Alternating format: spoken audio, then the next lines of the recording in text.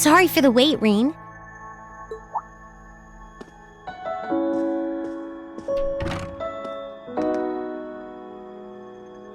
Oh, hey Alisa. I only just got here, actually. All done catching up with the rest of the lacrosse club? Yeah, it was great to be back with them, but I think we've done enough celebrating for the time being. Plus, Varys ended up giving me a few friendly words of advice, too. It's kind of hard to say no to a girl who keeps insisting a lady ought to not keep a gentleman waiting, you know? Yeah, sounds like her all right. Anyway, never mind her. It really does feel strange to be back here in our old dormitory. In a good way, of course. As soon as I stepped through the doors, all the memories of the times we spent together here came flooding back. Yeah, same here. It's been a long time coming, but we finally made it. Well, while we're here, do you want to walk around inside for a bit? I'm curious how things are upstairs, too. Sure, why not?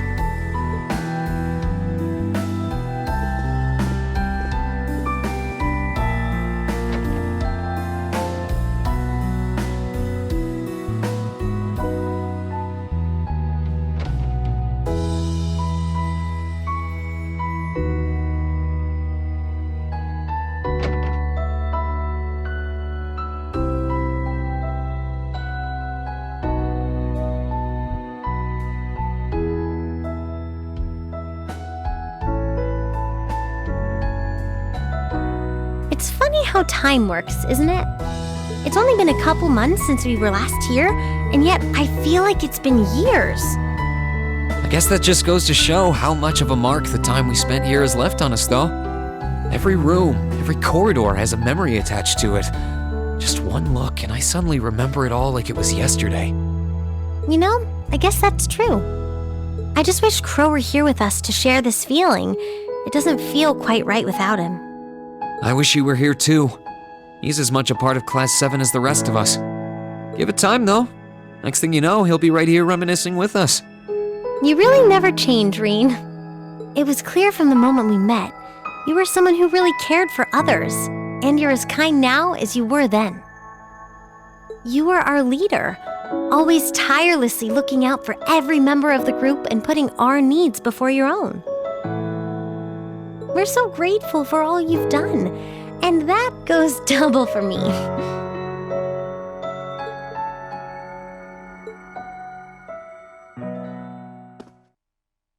Hey, Reen, do you still remember our first day at the academy? Our first day? How can I possibly forget? First, we bumped into each other outside the station because I was so taken by the lino flowers, and then that happened.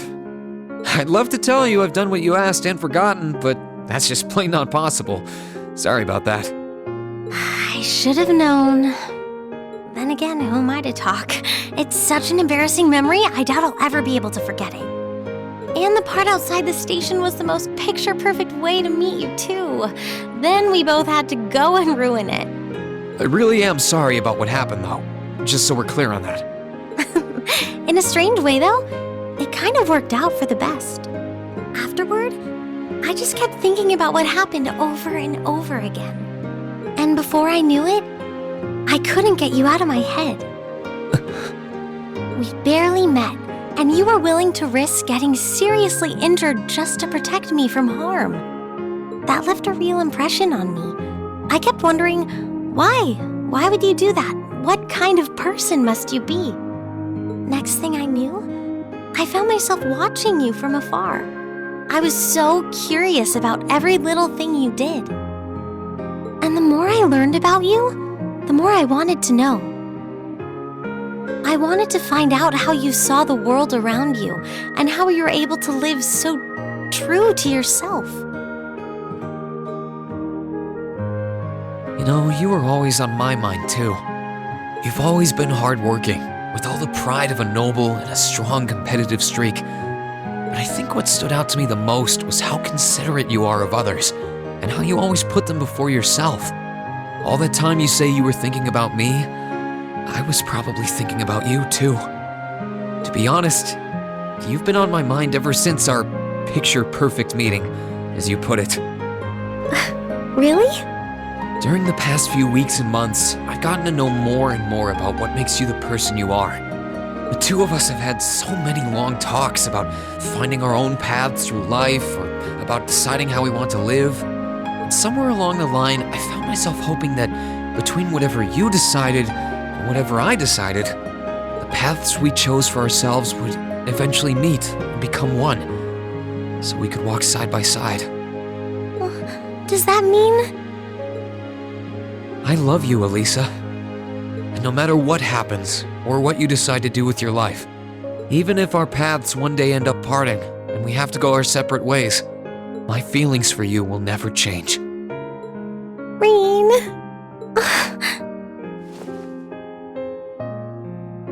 If it weren't for you, I'm not sure I would have ever found the courage to find a path for myself at all. I was only able to because of how much your determination inspired me. How it made me want to struggle on, just like you do. And I love you too, Rean. I'm so glad.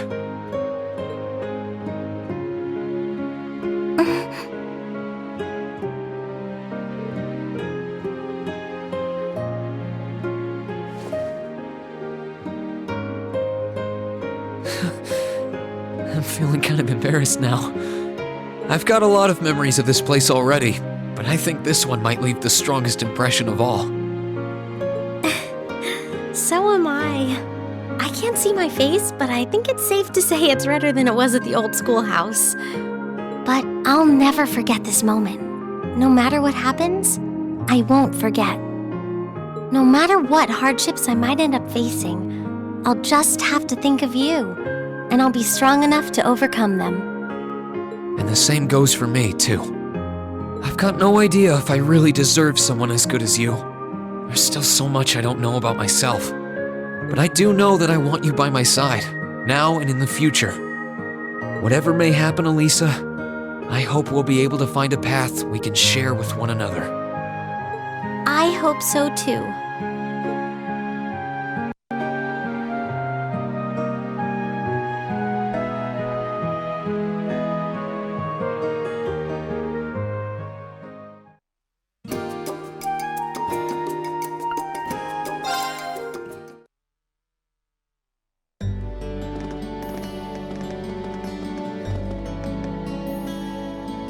Well, I guess I'd better get going. I could go straight to the student council room, but it's my first time back in over a month, so it would be nice to take a walk. Maybe I should go and see how Valamar's doing too. Rean?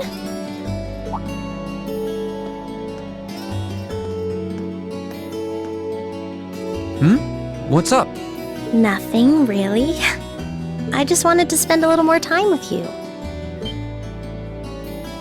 Well, I'd love that too, but are you sure you can afford to?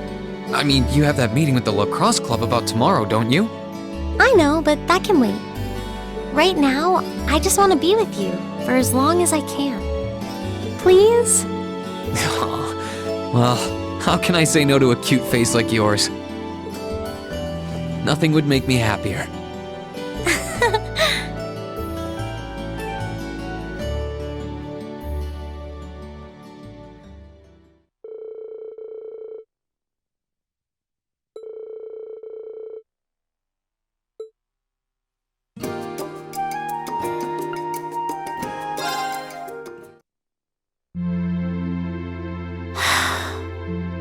Feeling sad about leaving the lacrosse club behind? Yeah, I was really into it by the end. I think it'll make for some wonderful memories to look back fondly on in the years to come. I can imagine. Does that mean you're not going to keep up with lacrosse in Ruhr? I don't think I'll be able to. As far as I'm aware, there aren't any local teams I could join. And even if there were, I doubt I'd have the time for sports. Just thinking about how busy I'll be makes my head spin. No, scratch that.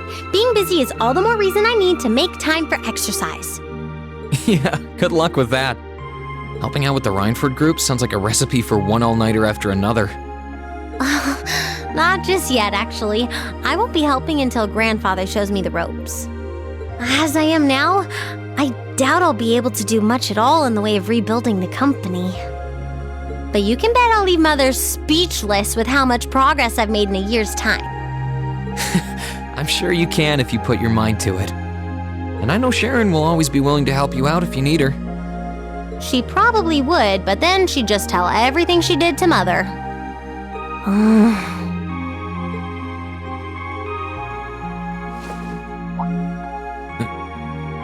Alisa? I don't really care what happens to the Rhineford group. I don't even want to go back to Ruhr. All I want to do is stay here with you. Alisa, we've talked about this. The best thing for the two of us now is to go our separate ways. You only get one life, so you've got to make the most of it. You shouldn't feel obligated to give that up for someone else's sake. That's as true for us as it is for the rest of our classmates. I know, I just hate that it has to be this way. But with half the company's directors now gone, the group is now much weaker than it was before. Everyone's saying we should be making more weapons than ever, but the company is in no position to do something like that. Mother and Grandfather might be skilled, but even they aren't skilled enough to go against the changing times. As their family, I feel like I should be right there supporting them. No, scratch that again. It's not because I feel like I have to. I want to support them. Then that's what you should do. Don't worry about me. I'll be just fine. Even if we're apart, I'll always be thinking of you. Not a single day will pass where I won't be thinking about that sweet, hardworking girl I fell in love with. Oh, Reen, that's so sweet.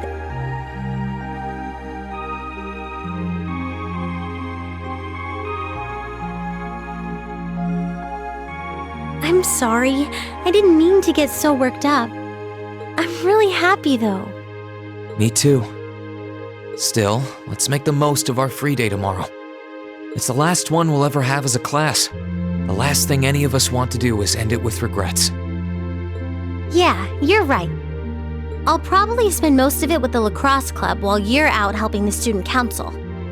But I want it to be something we'll always remember.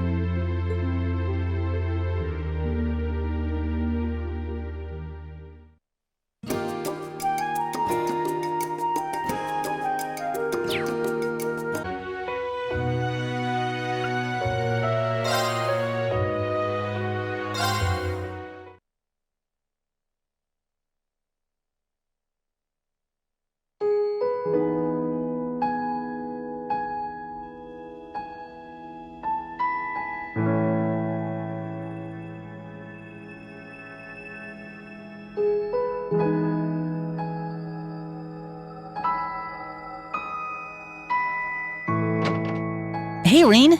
Didn't think you'd be here already.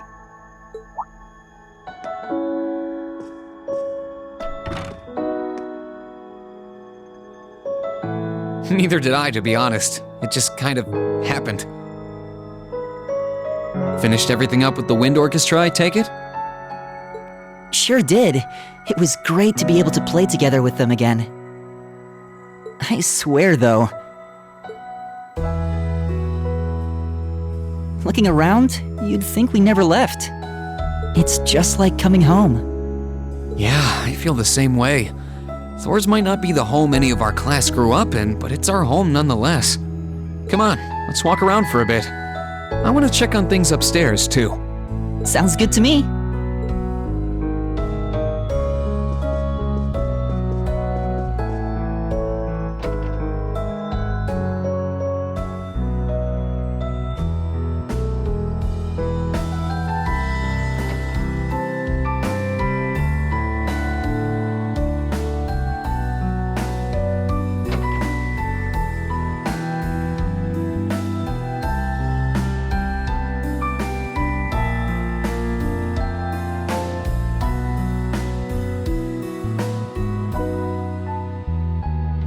Nothing's changed. Even after all this time, it's exactly as we left it.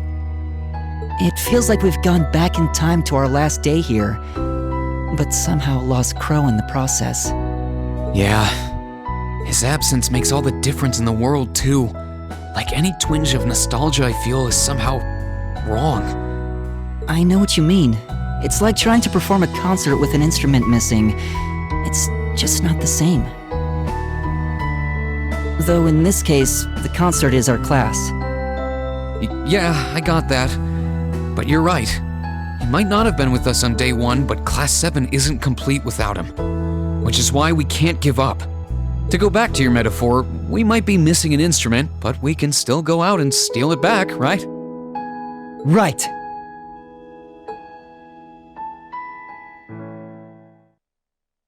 Hey, Reen, I've got a question. Do you still remember the day of our welcoming ceremony? How could I forget?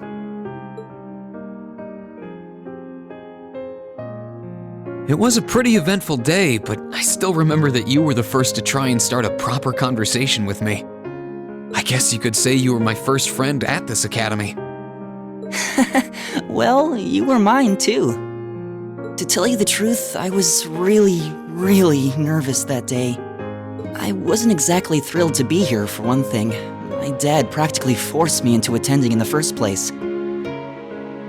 So I was feeling pretty doubtful that I'd be able to deal with wasting 2 years of my life at an academy I didn't care about. So in order to try to get a handle on things, I figured the first person I tried to talk to should be my opposite. What do you mean by that? Someone who, unlike me, had strong convictions. Someone who was looking forward instead of backwards. I remember seeing you there in that auditorium and thinking, there he is, he's the one. It sounds stupid, but I figured if I could make friends with someone like you, maybe I'd get stronger too. Wow, I didn't know you had such high expectations when you first started talking to me. But if that's what you wanted to do, you picked the wrong guy. I wasn't anywhere close to being strong. Worse yet, I was so oblivious, I didn't even realize that there were people around me who really cared. I don't know about that. The fact that you're kicking yourself now means that you've grown up quite a bit since then. So no matter what you say, I'm sure I chose the right person to talk to. No doubt about it. Oh, thanks, Elliot. Spending time with you has made me stronger too. Strong enough that even Dad will accept the path I've chosen. And while it's come as some surprise, it's also helped me realize more than ever the real power of music. I don't think my love for music has ever been stronger, in fact. That's something else I owe almost entirely to you. You helped me find my path, and now, thanks to you, I can see it stretching out in front of me. Really? That's nice to hear. But you're stronger than you think. You always have been. Even if you're kind of small, the music in your heart has always roared. You never let that conviction fade either. I've always admired that about you, and I've always been proud to call you my friend. Thanks. I mean it, Reen. You really are the best friend I ever could have hoped for. As long as we're together, there's nothing that can stand in our way. My thoughts exactly.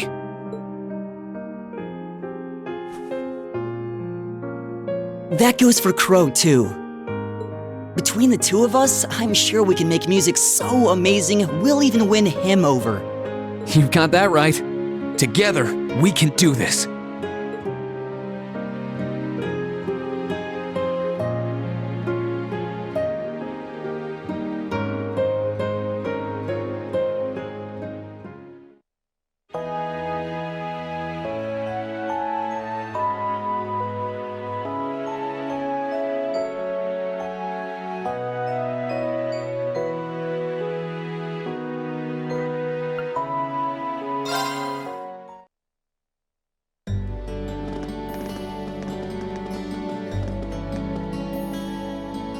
Well, I guess I'd better get going. I could go straight to the student council room, but it's my first time back in over a month, so it would be nice to take a walk. Maybe I should go and see how Valamar's doing too. Rean!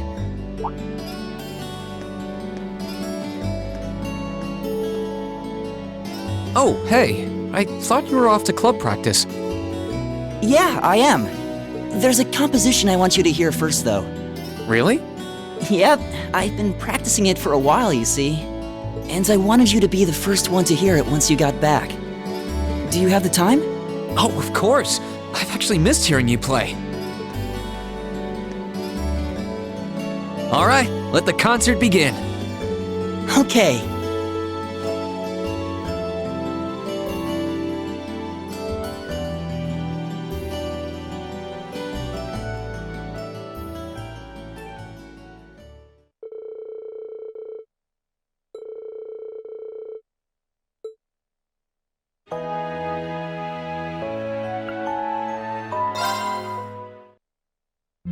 Hey, Elliot.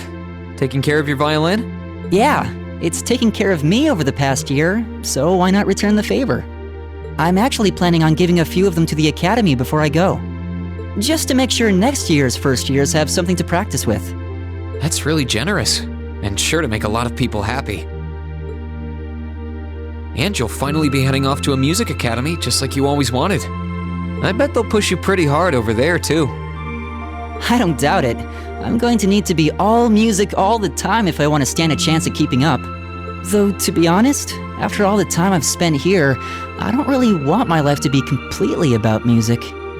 I love it, obviously, but to be a balanced person, I want to have a bit more variety in my life, like I had here at the academy. For one thing, I don't want to get too rusty with my orbital staff. Good to hear. I hope everything works out for you. Thanks. Me too.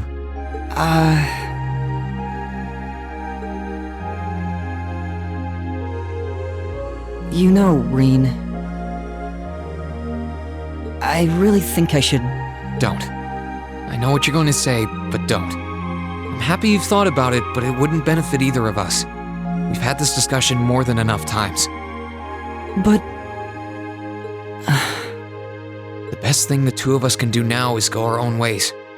Our paths are laid out ahead of us, and they're diverging.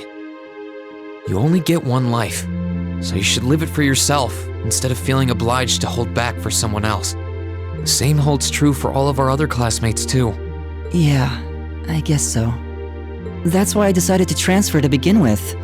The war's over, but that doesn't mean our difficult times are at an end. And I still want to use the power of music to heal people's hearts, even if it's just a little bit. I hope everything goes well for you here at Thor's in the meantime, though. Even if I am worried that you're going to overwork yourself while I'm away. But since Trista's really close to Heimdall, I'll pop over to check on you as much as I can. Think I'd drive you crazy if I visited once a week? I don't know if either one of us would have time for that, to be honest. I'm sure we'll be able to keep hanging out with each other, though. I'll try to find chances to visit you in Heimdall, too. Then it's decided.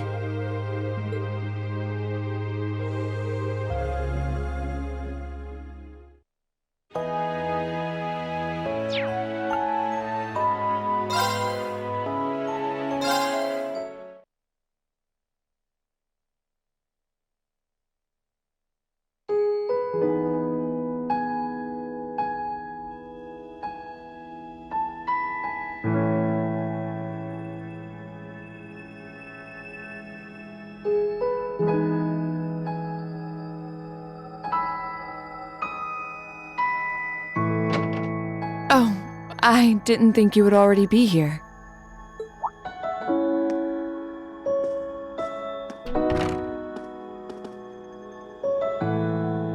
Hey, Laura. Did you finish taking care of things then? I believe so. It truly does feel strange to be back here, though. It's been a long road to return here, and yet, return we did. This building holds so many memories for us. I couldn't even begin to count. It sure does. Well, while we're here, you want to walk around inside for a bit? I'm curious how things are upstairs, too. Sure, I'd like that.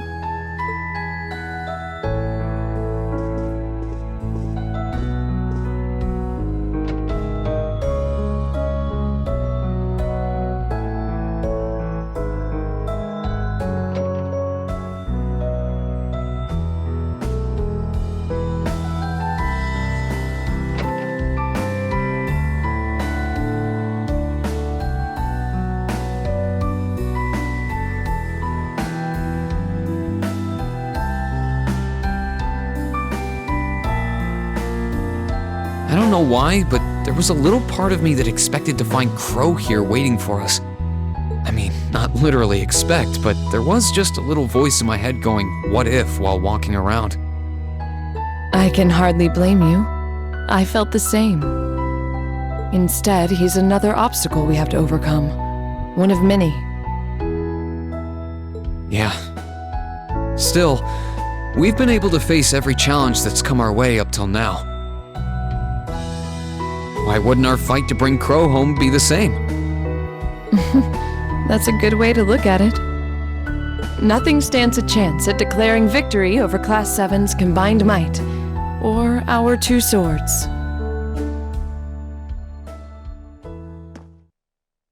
Speaking of, Reen, I realize I've asked this once before, but do you like the path of the sword?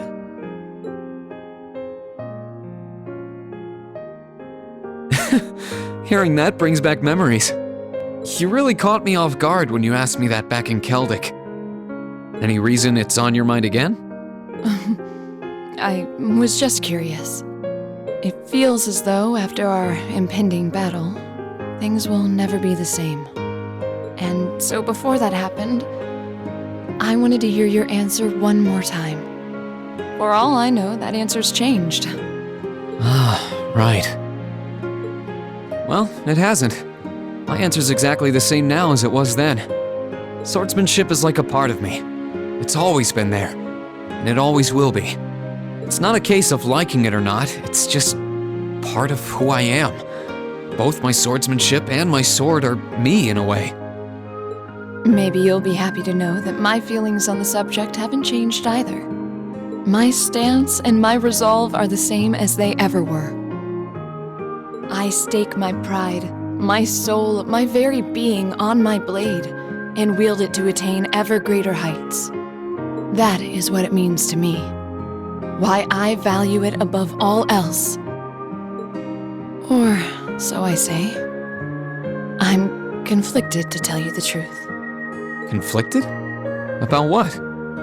In both my time at the academy and during these past few weeks of fighting alongside one another, I seem to have found something else just as precious to me.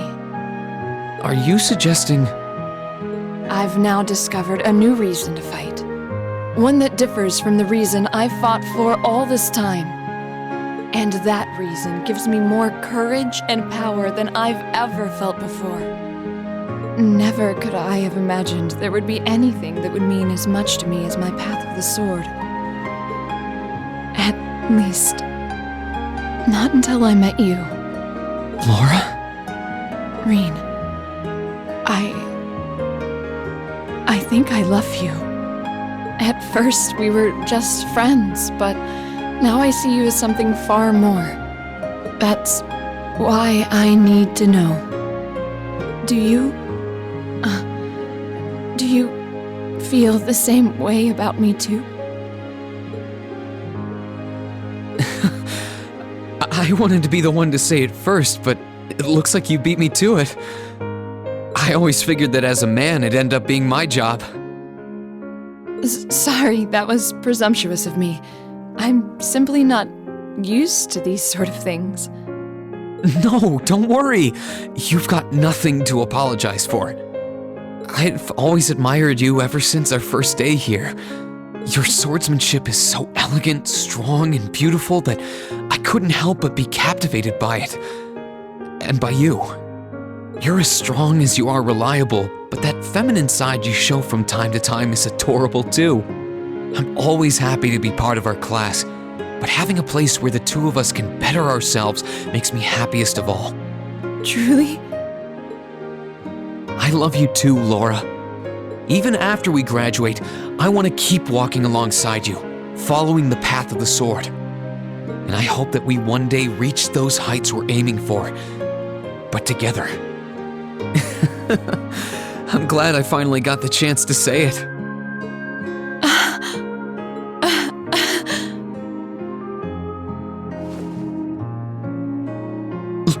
Laura? I had no idea it would make me this happy to hear you say you love me. My My face feels like it's on fire from blushing so much. I feel the same way, you know. We've got no way of knowing what the future holds in store for us, but we can't let a war like this stand in our path. Like you said, we have a lot of obstacles to overcome, and by overcoming ours, we'll prove we're capable of so much more. Yeah, we will. May we both wear the way of the sword proudly, and together protect our friends and our future.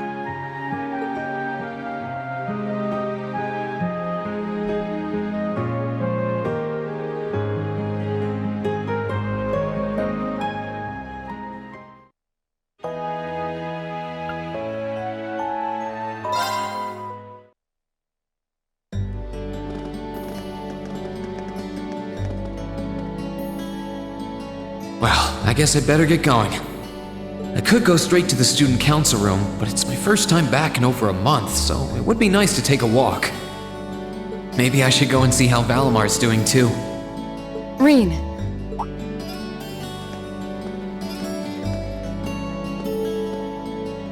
Huh? I thought you were going to the gymnasium.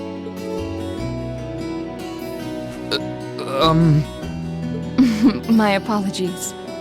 I do intend to go. I just wanted to spend a little time with you first.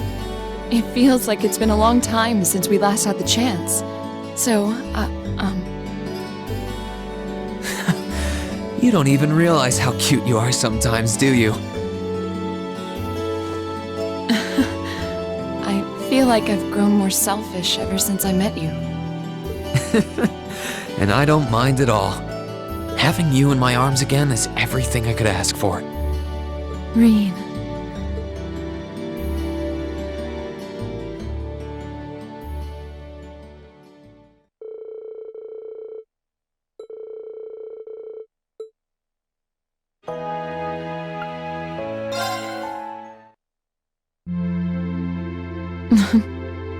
What are you looking at, Laura? It's you, Reen. I'll show you. Oh, you and Monica got a picture taken together? You both look so happy in it, too. That we do. Someone in the photography club kindly offered to take it for us. I thought it would make a fine souvenir of my time at the academy to take away with me. My mirror's on that being Rex. Oh well, it's a nice photo, and he got permission. For once. I never expected you and Monica would get so close.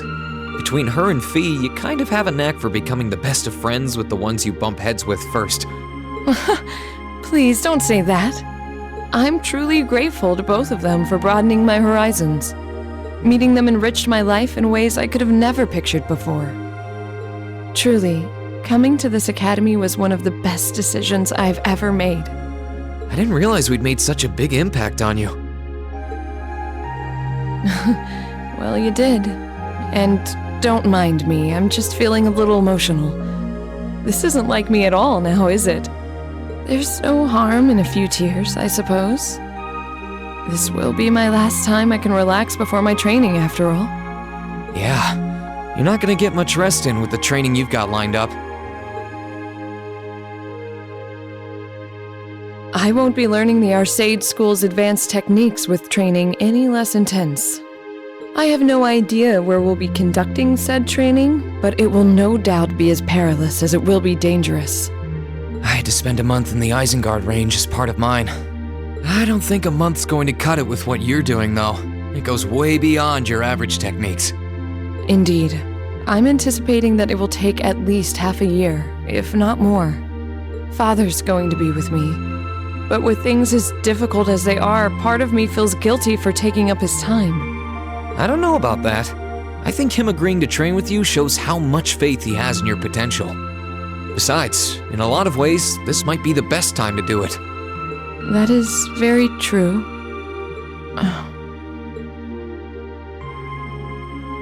Reen, I would still like for you to come with me on my... Laura, we talked about this, right? Best thing for the two of us is to walk our own paths. You only get one life.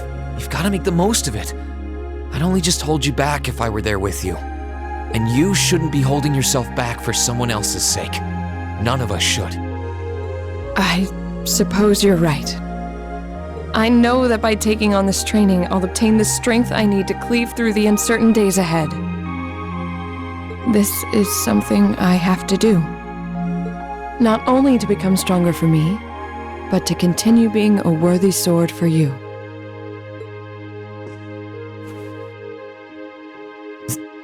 Thank you, Laura.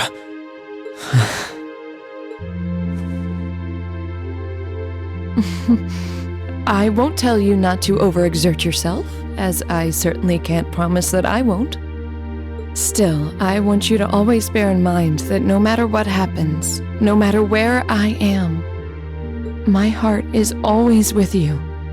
Please never forget that. I wouldn't want it any other way.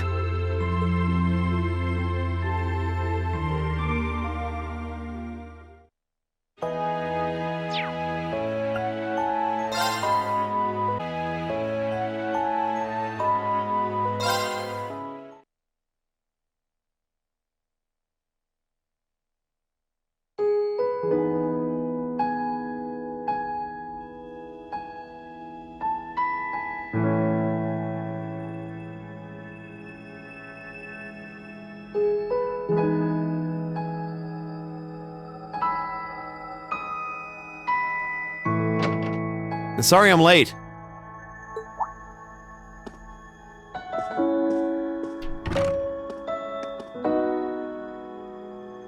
Not at all. You're right on time. I take it everything's squared away with the chess club? It was nothing special. We just played a few games with the upper class students like we always used to. Of course, we couldn't decide a winner, but it's not like there won't be time for that in the days to come. Good luck with that.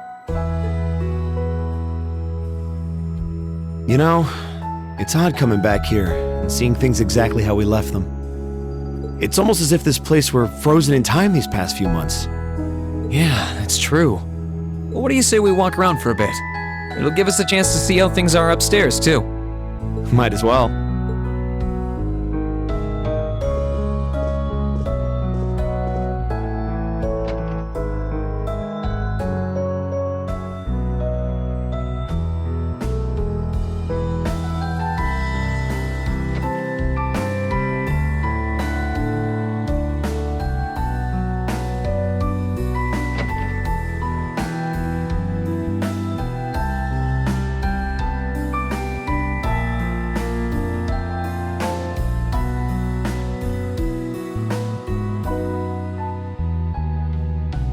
Everything's the same up here, too. Can't say I'm terribly surprised. As ridiculous as it sounds, I was hoping against hope that we'd just find Crow sitting in his room as if nothing had happened. Honestly, that does sound like a long con he'd try to pull off. I'm surprised the common areas are so clean, though. I figured they'd be covered in a few coats of dust by now. I guess the upper class students worked hard to keep things nice around here. Presumably so. I can scarcely believe how different a person I've become in less than a year. When I first arrived here, my blood would start to boil if I so much as heard the term upper class. But now... You're a new man.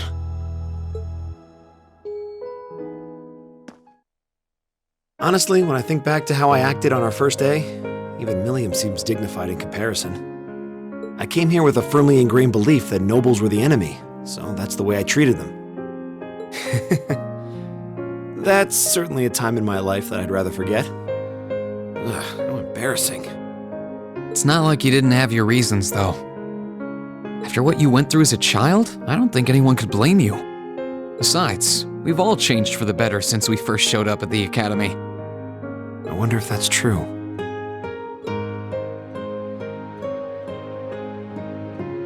You're right about the reason, of course. I've hated nobles ever since the day they took my cousin from me. My time here helped me realize that not all nobles are so despicable, and that I was misplacing the blame for her death. That's something you and our other noble classmates taught me, and it makes sense to me on a logical level. Claiming that I've matured as a person feels somewhat empty, because I can't be sure I really have. How so? Having a logical understanding of something is one thing, but completely restructuring your beliefs around it is another. This war has proven that to me. I know as well as anybody that the nobility as a whole isn't the cause. But the nobles who are have taken so many lives. While I know it's wrong, in my heart, I still blame every last one. So the things I say and do might have changed, but inside, the same hateful, immature child I was on the day we met. Still, that used to frustrate me, even make me resent myself. But not anymore. Why's that? Because I've accepted myself. My immaturity is still a part of who I am. I can't change that in a day, but I can keep trying. We're all immature in our own ways. But together as a class, we managed to make up for each other's flaws, making it the perfect environment for me to learn and grow. And it doesn't hurt my best friend's a part of it. I mean you, Reed.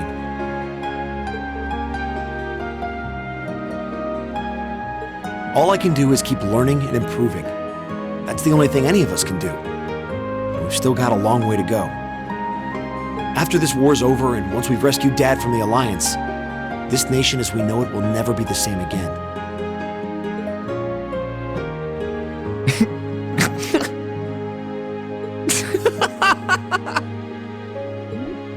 Hey, cut it out! Stop laughing, damn it! I'm in the middle of a serious, impassioned speech here!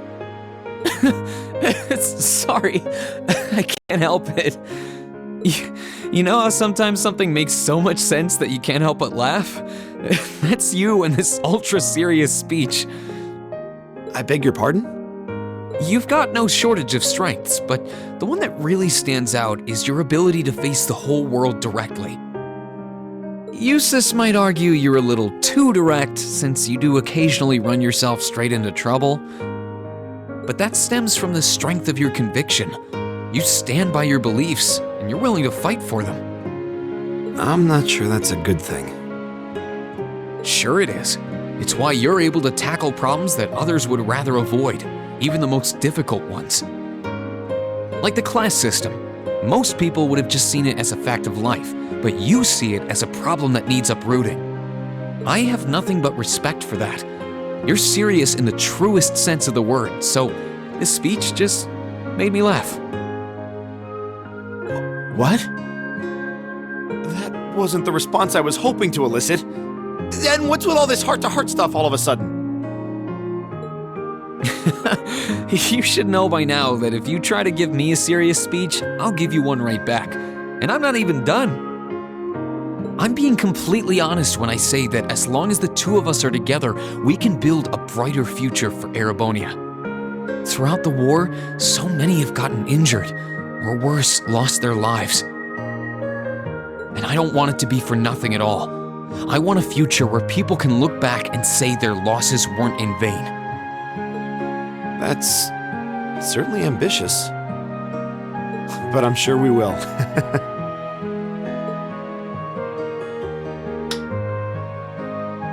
We'll live our lives to better those of the people around us, starting with taking Crow back from the Alliance. And then we'll build that future of ours, piece by piece. It's a promise.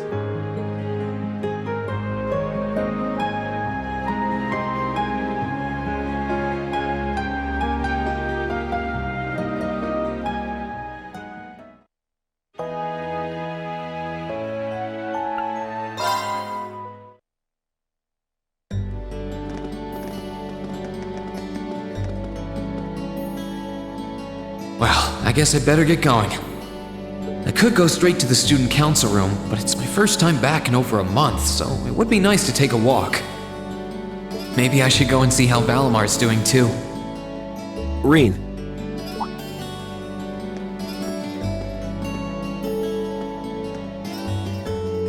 Machias? I thought you were heading to club practice. Well, I am. What do you say to going over what we learned in class today one more time before I go? Oh, I don't mind, but why? It's just that, well, we've been cramming a whole lot of material into our lessons the past few days. and we're probably not going to get much of a chance to study together from here on, so...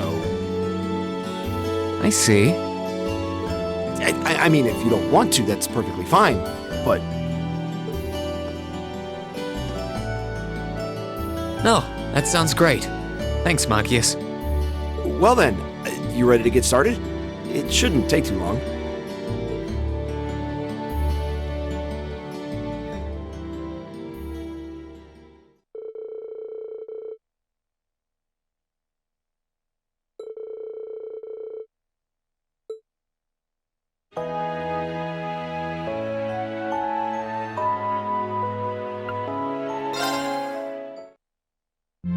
Hey, Machias. Working hard or hard? I'll stop you right there. Of course I'm hard at work. Just look at the size of this book. If I can't internalize as much of it as possible while I'm here, I'm doomed to failure from the start. And this is one of your new textbooks? Man, Heimdall's political academies don't mess around, do they? You'll be the youngest person there, right? Most likely. I'd normally need to have graduated from Thor's with a bit more experience under my belt to have gotten in. There are a few Thor's grads there already, though. They take some every year. And as you might imagine, the recent political upheaval has the place swarming with applicants this year. The entrance exam was hard enough on its own, but that's just the tip of the iceberg. Can't say I envy you. Still, I know you're going to be just fine. You're so smart that you can handle any subject they throw at you. Growing up with your dad should give you a leg up on the politics, too. Yeah, no pressure there. Honestly, there are times when I think diving into things head first like this is a giant mistake.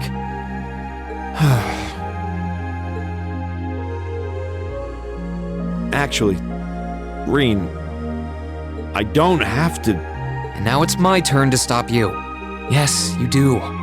As much as I'd like to have you around for another year, we finally have our paths laid out before us. I know. Looking at it logically, that's what makes sense, but at the same time... We've talked about this already. It's not easy, but going our separate ways for now is what's best for the both of us. Our lives only last for so long. You shouldn't try and spend the whole thing living for somebody else. Same goes for all of our other classmates. Maybe so. Erebonia's political situation has been in a state of flux since the war ended, and it shows no signs of solidifying. I don't know what this means for my father in his role as Imperial Governor either. So, instead of idly waiting for the country to sort itself out, I think my best option is to study up on politics and guide it myself. Just don't burn yourself out while I'm away changing the world, okay? Good luck, Reen. With everything. Oh, and don't forget, Trista and Heimdall are really close, so I'll check in once in a while to make sure you're still alive. What do you say to, I don't know, once a month or so? Should be doable. Especially if you don't mind me stopping by to see you in Heimdall when I can. Please do.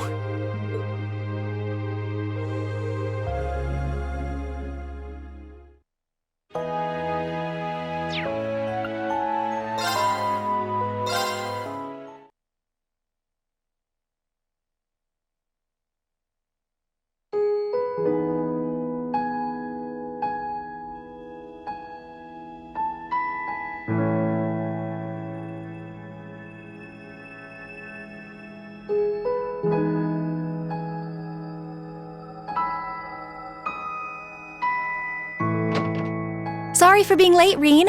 I hope I didn't keep you waiting long.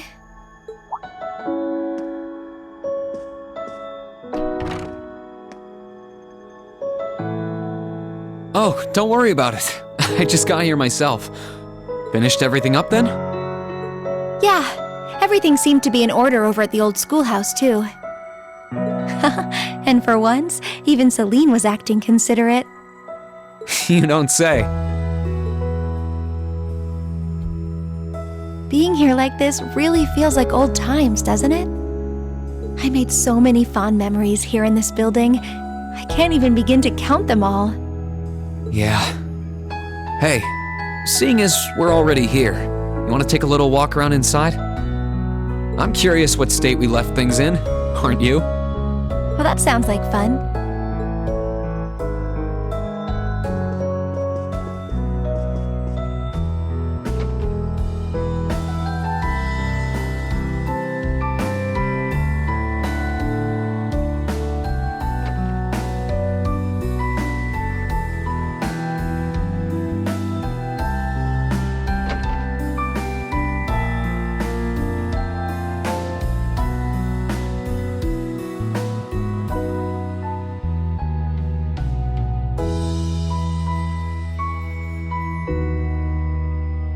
then, I never would have imagined that Crow was an Awakener, or that he was working with Misty from Abin time of all people. Well, that makes two of us. When I think about the trial we had to pass, it's hard to believe he did something like that alone. It really makes you wonder. I mean, we had his help when we did it too. His determination must have been incredible to take on something like that by himself and come out the winner. And I have a feeling he'll take all of us on by himself too. That's what it comes down to. If we want to bring him back home with us, we'll have to show him we're even more stubborn and determined than he is. I think we can match him point for point on that as long as you're there. And as the witch responsible for guiding you in Valimar, I fully intend to see everything through to the very end. Thanks. I'll be depending on you.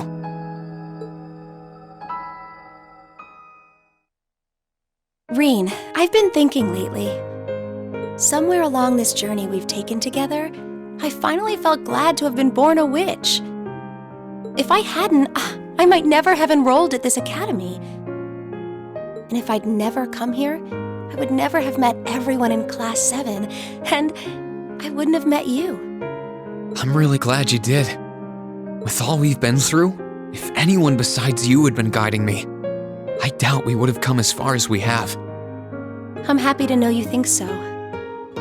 Before I came to the academy, and even well after I'd started here, I lived to fulfill the duties expected of me as a witch. I'd been that way ever since I was little. But all that time, I had no idea of the real significance behind everything I was doing. My life as a witch was so all-encompassing, I couldn't really see anything else. Emma. It was after I started here at Thor's that things started to change. I may have come here to keep watch over the fate that awaited Valimar and the one he chose as his awakener. But I feel so much more than that now. Instead of just watching over you, I want to stand with everyone and fight alongside you as an equal. I don't want to be someone who just watches things happen. I want to be there with Class 7, no matter what's in store. I'm happy you're with us. You've always been looking out for us, doing as much as you could and supporting us in more ways than we realized. I doubt Class 7 would be what it is now if you hadn't been a part of it. So I think I speak for everyone when I say thank you for sticking it out through all the good and the bad. I owe you guys a lot of thanks, too. Some days, the only reason I was able to keep doing my part as Class 7's president is because everyone, well, maybe not everyone. It's because you accepted me for who I was, Reen. You must have had so many questions, but you were always so patient and kind.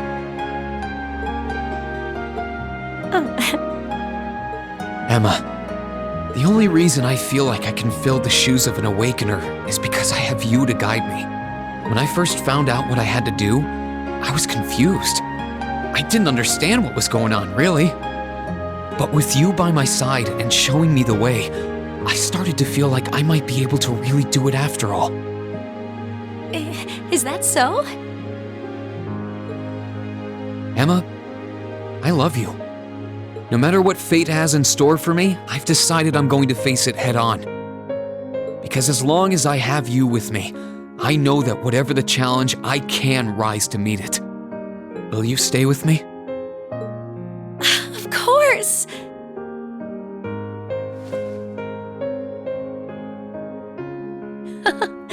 What would Grandmother and Vita say if they could see me now?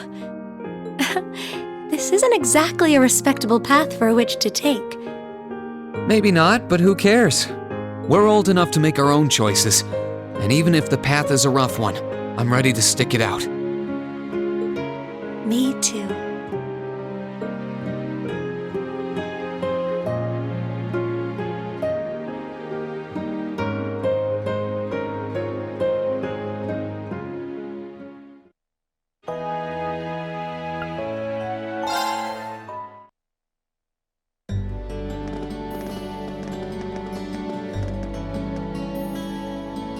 Well, I guess I better get going. I could go straight to the student council room, but it's my first time back in over a month, so it would be nice to take a walk. Maybe I should go and see how Valamar's doing too. Reen!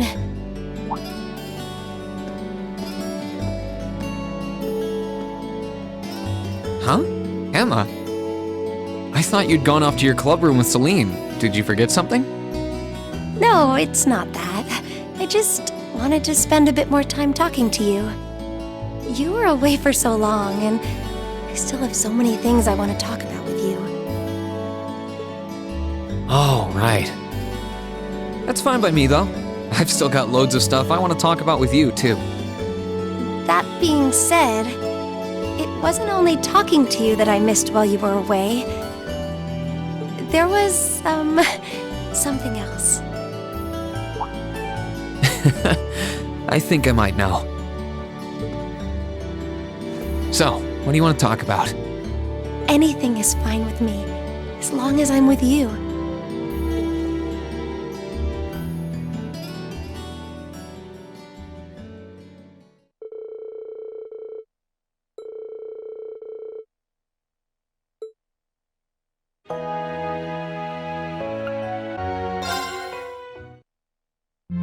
Emma? What are you doing? Oh, hi there, Reen. Well, Dorothy and I decided that we're gonna put together one final collection of stories as a club. Since then, I've been working on a story for the students who will join the club next year. Oh, that sounds neat. Wait, if Dorothy's involved... The content is totally appropriate for children of all ages, I assure you. Admittedly, Dorothy's own story sounds like it'll have a few of her favorite literary elements, but all in moderation, she assured. Not that I'm one to judge. So what kind of story is it? It's supposed to be a fairy tale. I can't pretend it's 100% original, though. I borrowed some elements from a story I heard as a child. It's going to star a golden unicorn and a pure-hearted maiden, or at least that's the plan. Sounds interesting. Can I give it a read when you're done? I'll still be here next year, so if I see any first years who seem like they'd enjoy it, I'll recommend it to them. I have to confess, I'm a little embarrassed to let anyone see it, but the whole point of a story is to be read.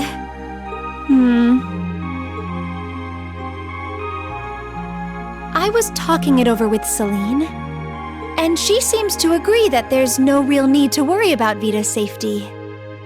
Even for a witch, she was always incredibly powerful, more than capable of looking after herself. So, if I were to stay here an extra year, then start searching for her after that... Emma, we talked about this, right? As much as I'd like you to stick around, I think it's better to take care of the opportunities that won't wait. You only get one life to live. You have to make the most of it, instead of feeling obliged to hold back for someone else's sake.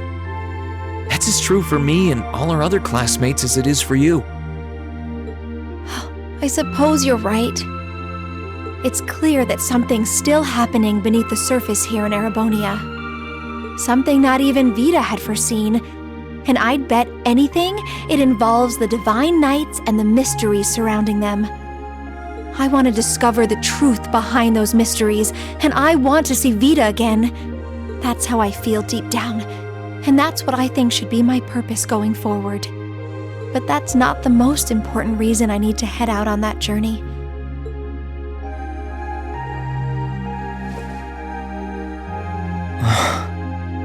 The most important thing to me in the world is still you, Reen.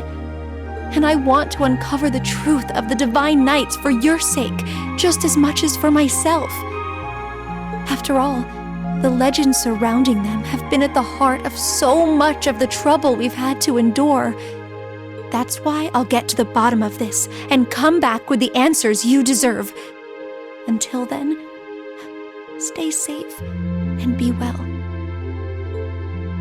Thanks. I will. And the same goes for you. I'll be looking forward to the next time I see your smile. Likewise.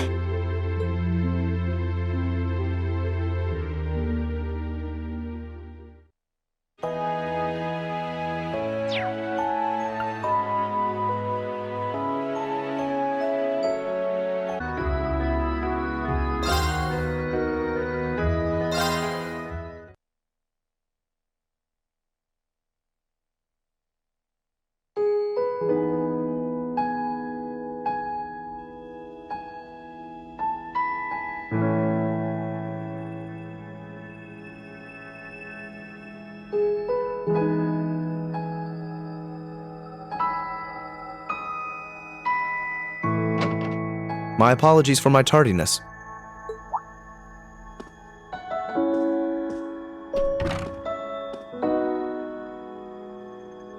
You can't apologize if you're not late.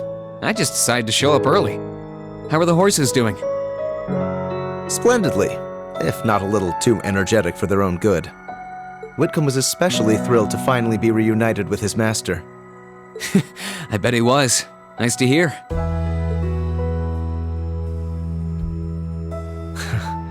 There's not a brick out of place. Which means it's just as run down as ever. Still, I've made so many memories here. I wouldn't have it any other way. That's for sure. It's really nostalgic being back here again. What do you say we head on up? I want to see what things are like upstairs, too. All right, why not?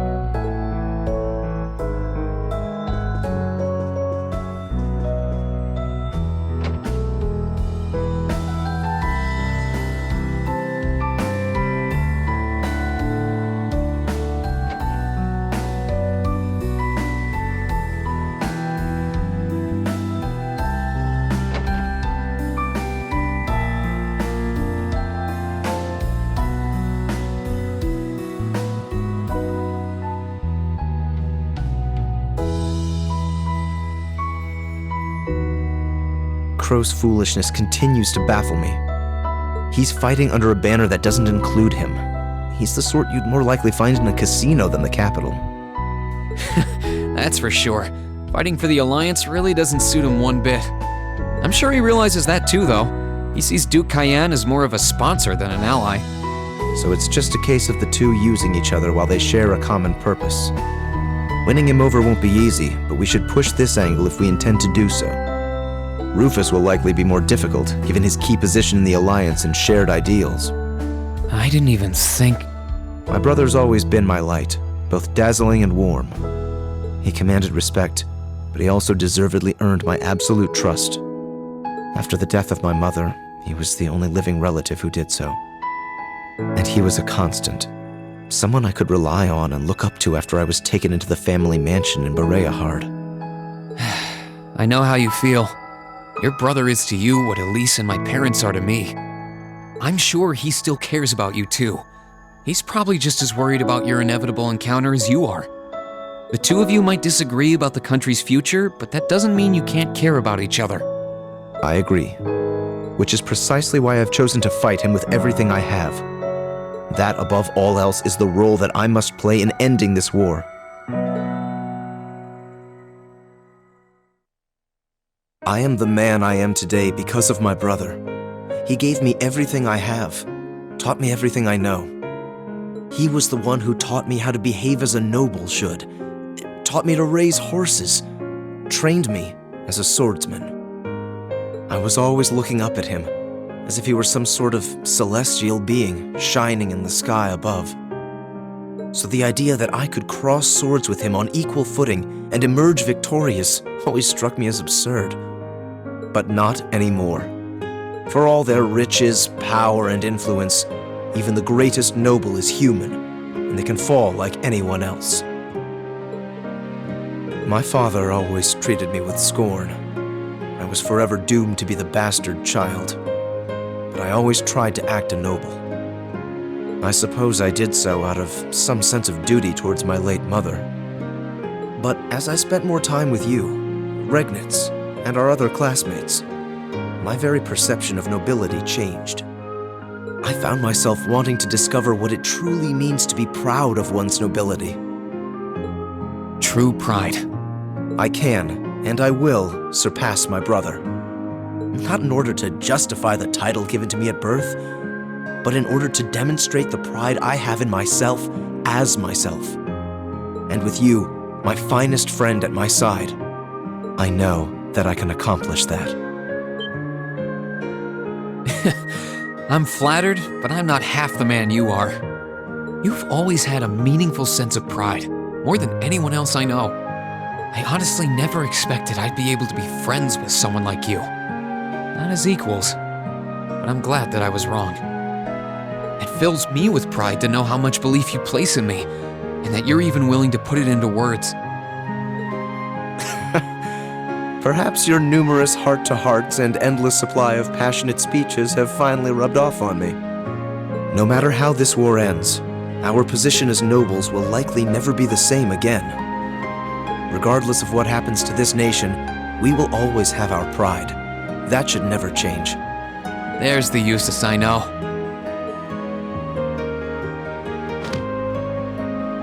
I won't let my pride waver either. Not when I've got a friend like you to keep me in line. That goes without saying. I can't have you embarrassing me now, can I?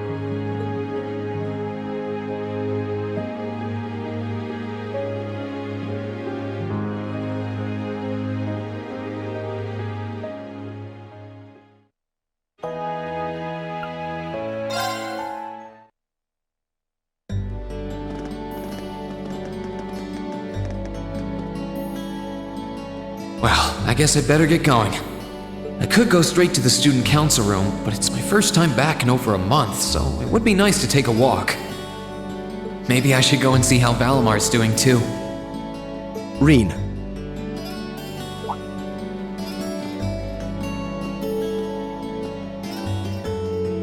What's up, Jusis? I thought you were going to pay a visit to the horses in the stable. I was, but I feel rather exhausted today. So I'm planning to rest here for a while and read some more of a book I've been working through before going. That works.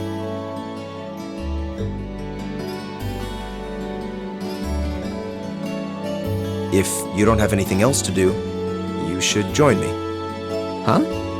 I don't have anything specific to discuss with you or anything. It's just that we don't have much time left to spend peacefully with one another. That's true. Well, seeing as you're offering, I have a book I was working on myself, actually. Oh, if you have any recommended books, I'd love to read them. Very well.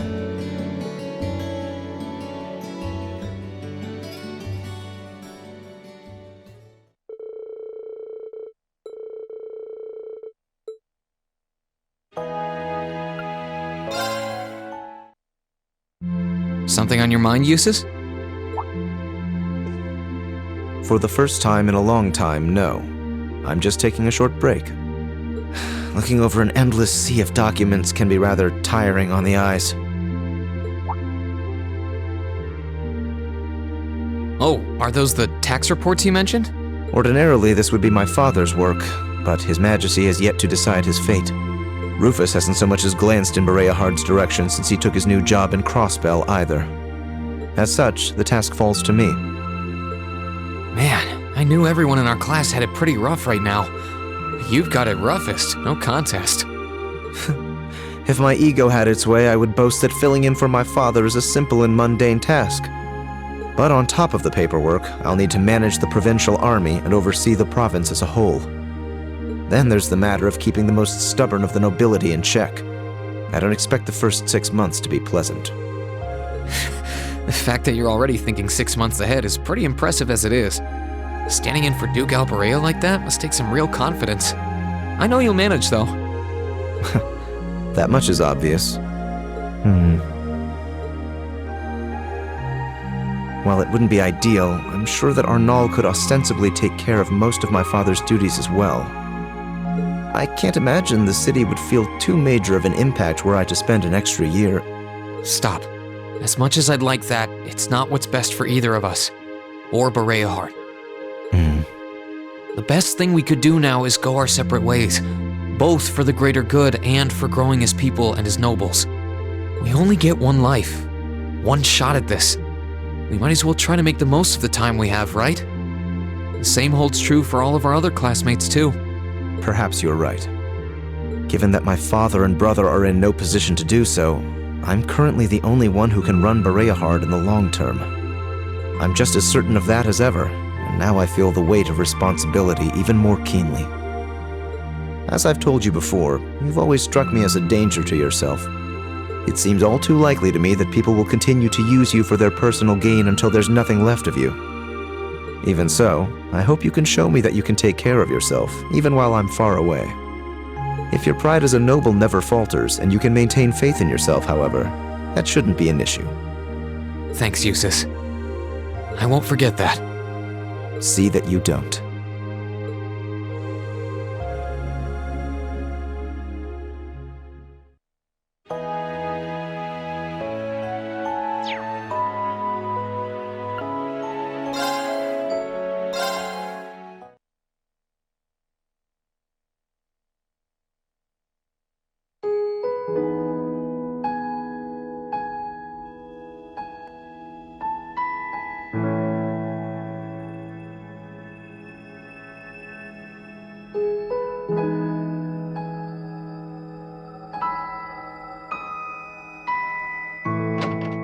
Sorry to keep you waiting.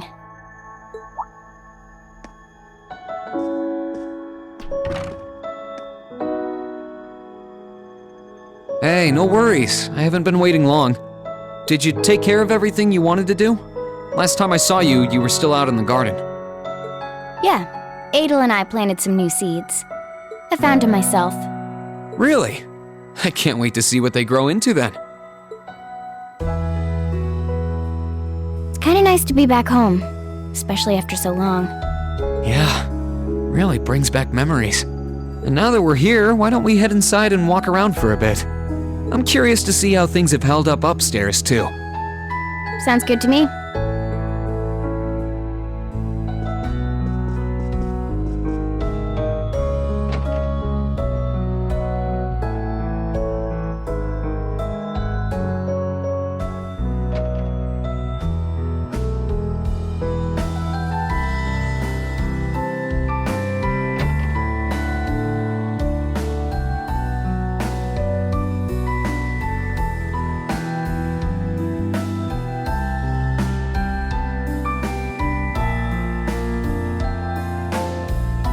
Wonder if Crow ever plans on coming back to us. Honestly, I don't think so. Not of his own free will, at least. It's clear that he really believes in what he's doing. I've sworn over and over that we'll bring him back. I don't think that's going to be so easy at this point. But that's never put us off before. We'll get him back no matter what happens. Yep, we won't lose. Not to Zeno or Leo either. Having to fight the two of them this way must be tough on you. No one wants to fight family. Yeah, but that's exactly why I can't hold back against them. If I show them even a hint of hesitation, I'll never be able to get through to them. I think the same's true for Crow, too. I suppose you're right. I've always wanted to find a family. Even my earliest memory has me wandering lost on a battlefield, trying to find somewhere I could belong. But eventually, I found one. Zephyr. They gave me a place to call home.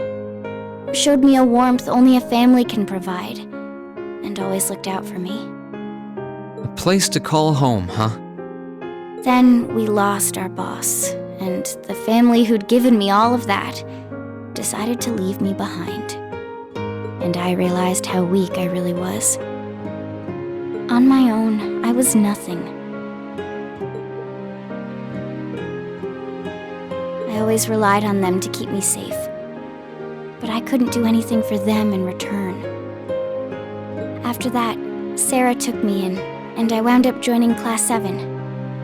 For the first time in my life, I was around people who needed me just as much as I needed them.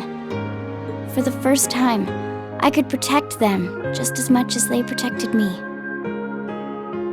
I found myself part of a completely different kind of family. One I didn't even know existed. And I'm so grateful to Class 7, and especially you, for giving me that. I still want to ask them why they all left me behind. But more than that, I want to show off the new family I found. I want them to see how well I'm doing now. Zeno and Leo were always important to me. But that's why I want to let them know just how important all of you are, too. That's a heck of a compliment. And we'll do everything in our power to make sure you can show us off. Thanks. It's weird. There's all kinds of ways to form a family, right? and it's easy to find where everyone else fits in ours. But you're just kinda different. In what way? Alisa, Laura, Emma, and Sara are like older sisters to me. Millium's obviously my annoying kid sister.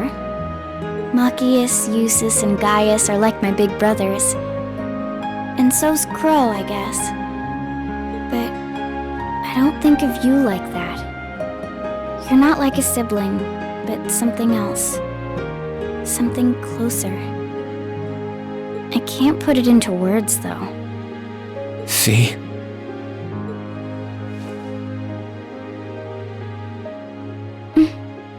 I feel the same way about you. You're more than family to me, and I'm glad to have you by my side. You might be a bit younger than most of us, but you fight harder to defend those you love more than anyone I know. And you're every bit as important to me as I am to you, if not more so. Good. Anyway, we've got work to do tomorrow. The future of our Class 7 family rests in our hands. Yeah.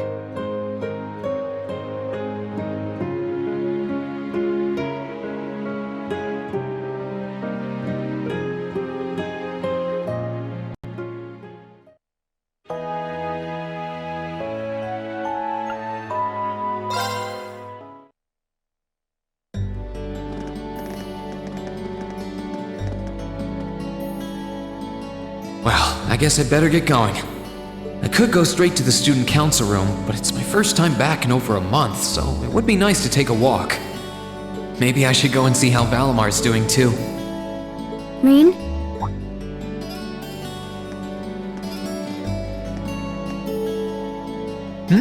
What's up? I thought you were going to water the flowers. I was, but they can wait. I think you need more watering now.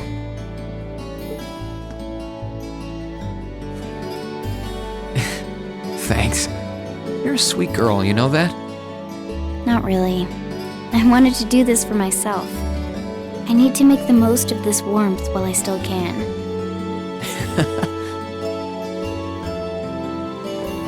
You really are docile as can be when we're alone together. Unlike the rest of the time. Shut up.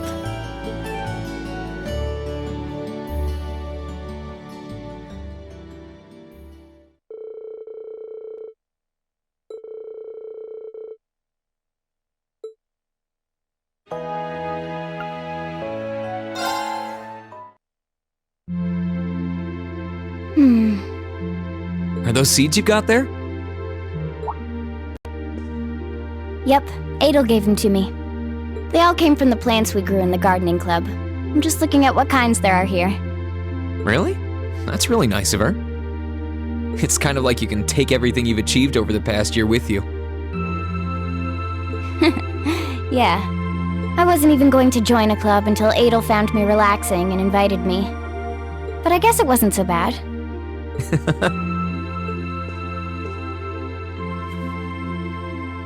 Don't you worry.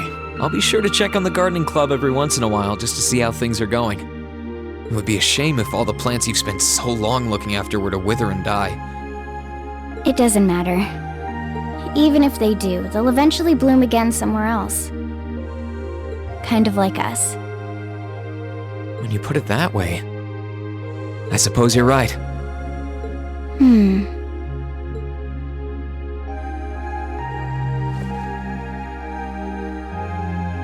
Fee, what's wrong? I think you could do with some more watering too. Though that probably goes for both of us. I still don't know whether or not I'm doing the right thing. But it doesn't feel right abandoning a member of my family like this. Maybe I should stay with you for at least... Fee, we talked about this, right? I hate to say it, but going our separate ways is best for the both of us right now. You only get one life, so I want you to make the most of it. Don't hold yourself back for my sake or anyone else's. The same holds true for all of our other classmates too. I guess. I want to find out where Zeno and Leah went. The rest of the Corps, too. And I still want to find out what they meant by bring back the boss. No, not want to. Need to. I don't want you to put yourself in any more danger than you have to. But I know how much your family means to you. So, more than anything else, I want you to do what you feel you need to. Don't worry about me. I'll be right here waiting for you to come back when you're done. You better.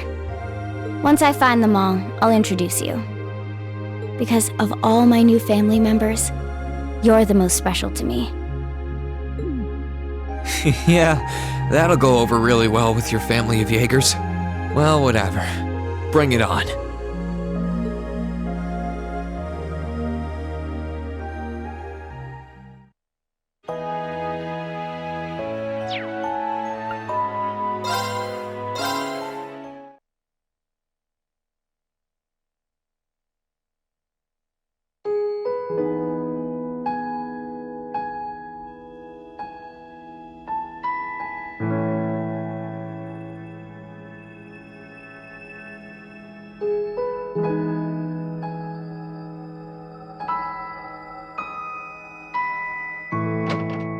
Oh, hey, Reen.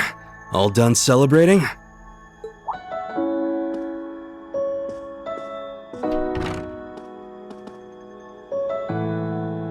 I guess.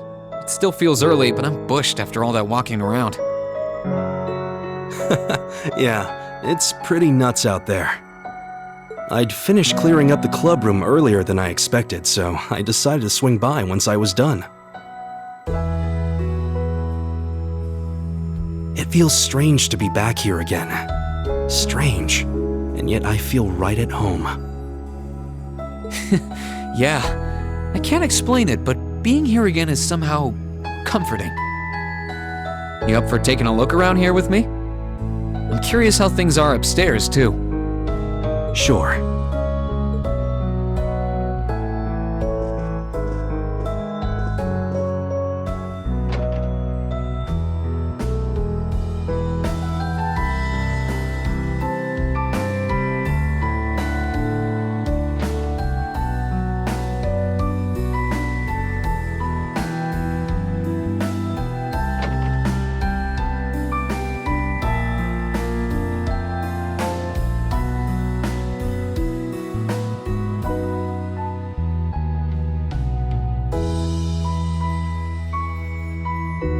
They're all empty, of course.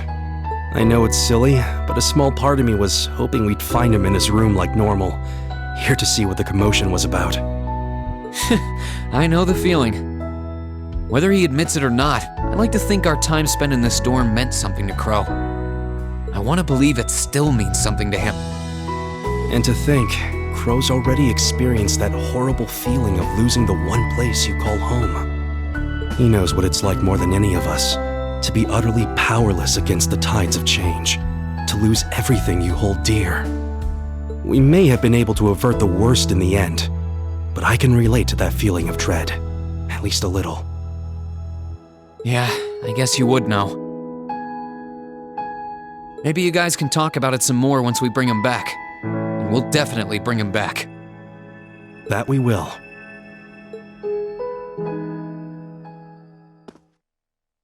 I wish I could say Nord is safer now, but we still can't afford to let our guard down just yet.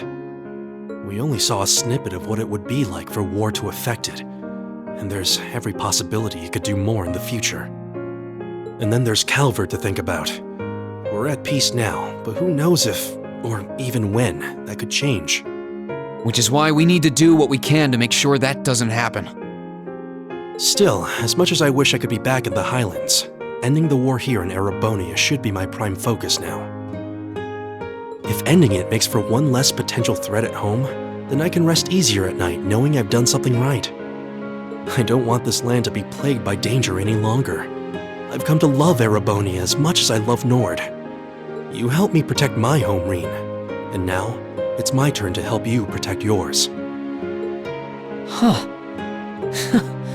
You really are one of the most dependable people I know. Hmm? I feel like so long as we have each other's backs, we can overcome just about anything life throws at us. I wonder if this is how Emperor Drykos felt during the War of the Lions. He was supposed to have allies from Nord too. If they were half as reliable as you are, I'm sure he must have felt the same way I do. Your presence is just as reassuring for me too, you know. I can't help but want to answer to the unwavering trust you've placed in me, Reen. This land, our classmates, and everyone we've met along the way have become so precious to me. I find myself thinking, if I had all the strength of a tempest, all the dignity of a hawk, then I could blow away all the obstacles which threaten them. And I don't know if I ever would have felt so strongly about changing myself for the sake of everyone here, if not for you. You've become my dearest friend, Reen. You really mean that? Thank you, Gaius. That really means a lot to me.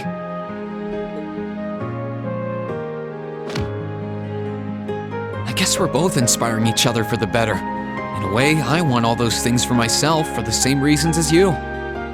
So that I can protect all of you and the homeland that I treasure too. I'm sure we can do anything we put our minds to. May we both go forth and find the strength to envelop this land and its people in a mighty wind.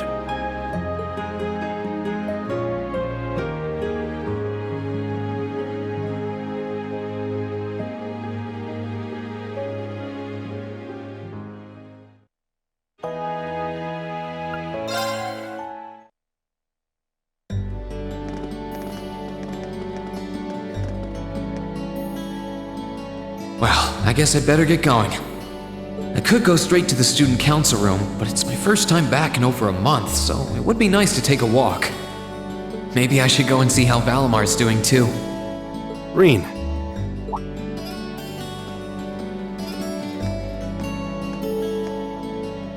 Huh? Gaius? I thought you were going to the club room. I am, but I don't see any reason to rush today. There's a fine wind blowing outside. Mind if I open the window? Go for it.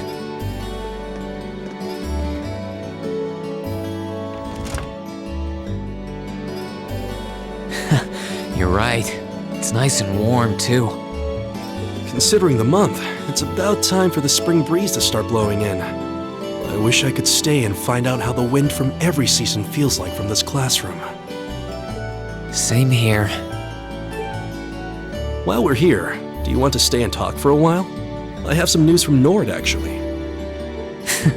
Sure thing.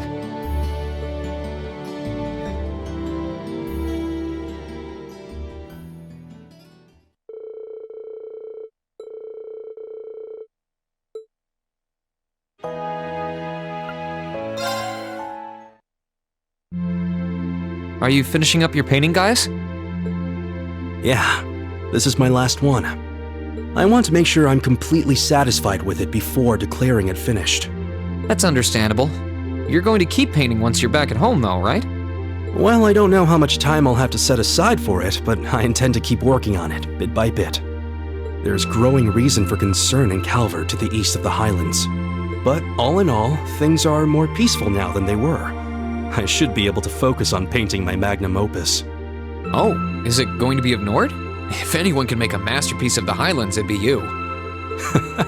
That wouldn't be such a bad idea. But actually, I was intending to paint a picture of the Academy, its students, and the courageous. You mean... Now you're getting it. I want to capture the day we liberated the Academy. And once I've finished it, I fully intend to return to Erebonia with it in hand. What better way to forever memorialize this place as my second homeland? Man, you really are amazing. To tell you the truth, I still have my doubts about whether the path I'm taking is the right one. I do fear for Nord, now that this new threat has reared its head. But it doesn't sit right with me to leave you here all on your own. Gaius, we talked about this, right? The best thing now is for the two of us to go our own ways and do what's best for us as individuals. You only get one life. You've got to make the most of it instead of feeling obliged to hold back for someone else's sake. That goes for everyone here, not just us. Yeah, you're right. Right now, each of us has something we must do for ourselves. Our wings ride with the wind, and the wind is guided by those wings. But please, never forget that I'm always there for you if you need me. As sure as the wind that protects us, I'll always be watching over you. And once you're ready to take flight, I will return and grant you my strength once again. Thanks, Gaius. That means a lot. And all this goes both ways, you got it? If anything happens in Nord, I'm always ready to rush by your side. I can get there pretty quickly with the spirit path too, thankfully. Thanks, Reen.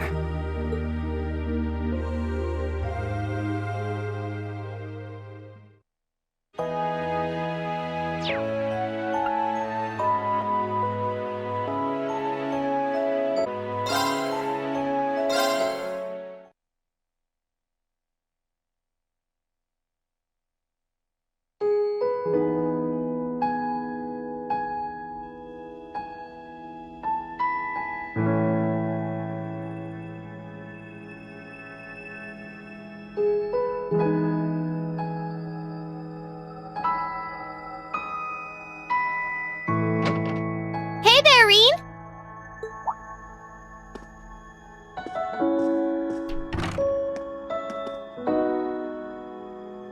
Hey, you sure took your time.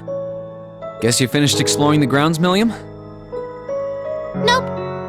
But I didn't want to keep you waiting, so here I am. This place hasn't changed a bit. It feels great to finally be back here. Yeah, it does.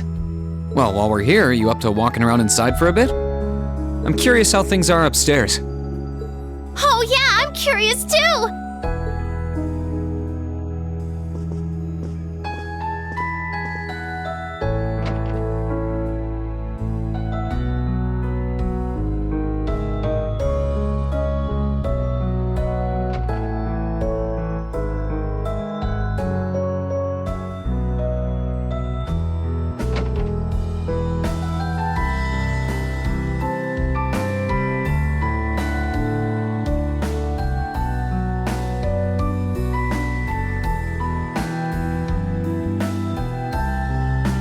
Feels weird seeing Crow's room all empty again like that. I mean, we joined Class 7 on the same day, so he's always been there to me.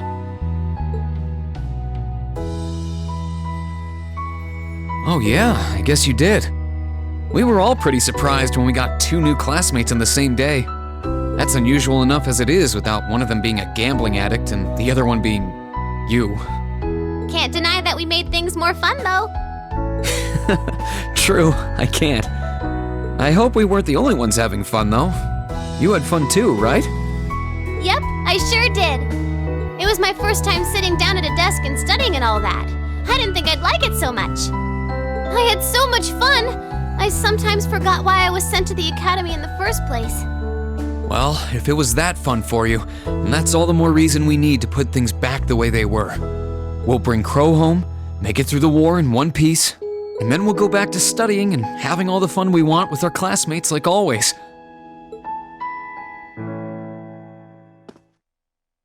Reen, I've been feeling kinda off lately.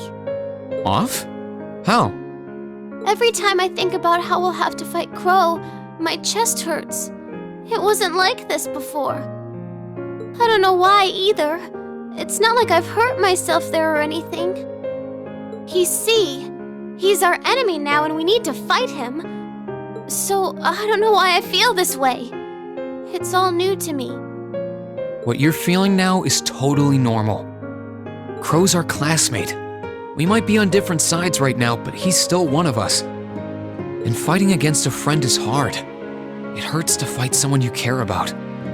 So there's nothing off about it, Millium. It's perfectly normal to feel the way you do.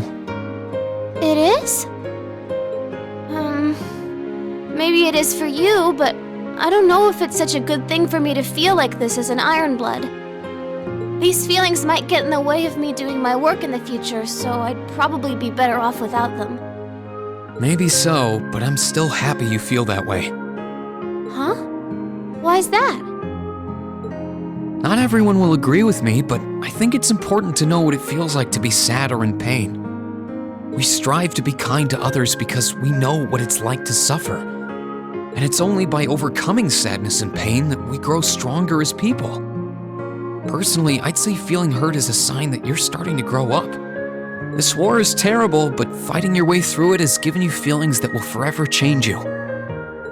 You think? Yeah, in the best way too. For me, for the rest of our class, and for you, of course. But like I said, you're only just starting.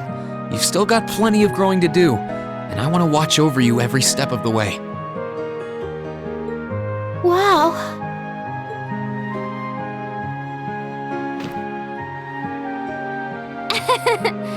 I'll never figure out how you don't burst out laughing in the middle of all those mushy speeches.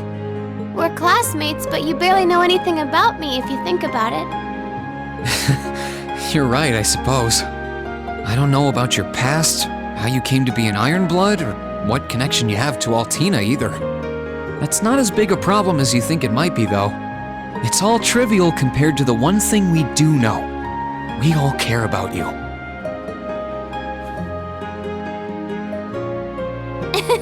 That's so. You love me that much, huh? So you gonna marry me when I'm all grown up and hot and stuff? Let's not get ahead of ourselves. Still, I meant everything that I said. And when all this is over, you can use all those new feelings you gained to keep on growing right here at the Academy. Roger.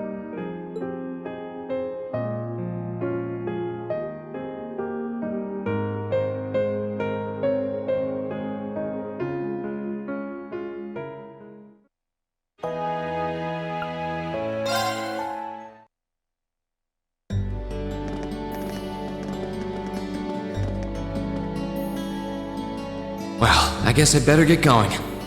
I could go straight to the student council room, but it's my first time back in over a month, so it would be nice to take a walk. Maybe I should go and see how Valamar's doing too. Reem!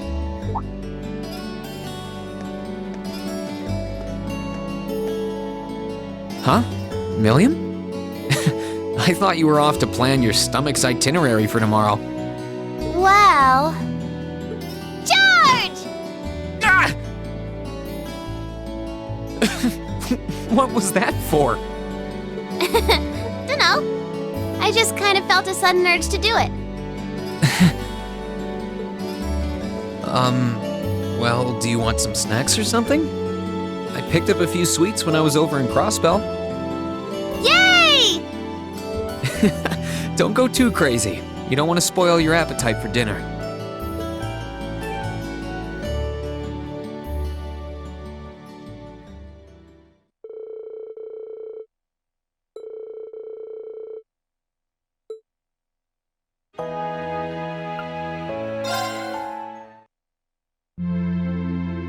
What's up, Millium?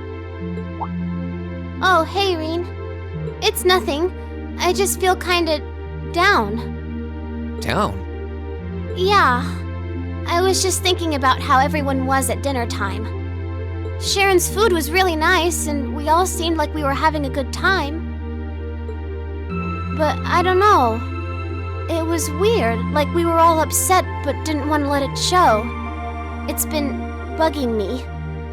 Oh, so that's why. You really have grown so much these past few months. And not just mentally. I think you've gotten a little taller too. Maybe. About 2 rage or so? Judging by my specs, I'm not gonna get much taller than this, though. I'm mini Millium forever and ever. But you never know. Maybe I'll grow up to have boobies so big, I can use them as a shelf like Emma's.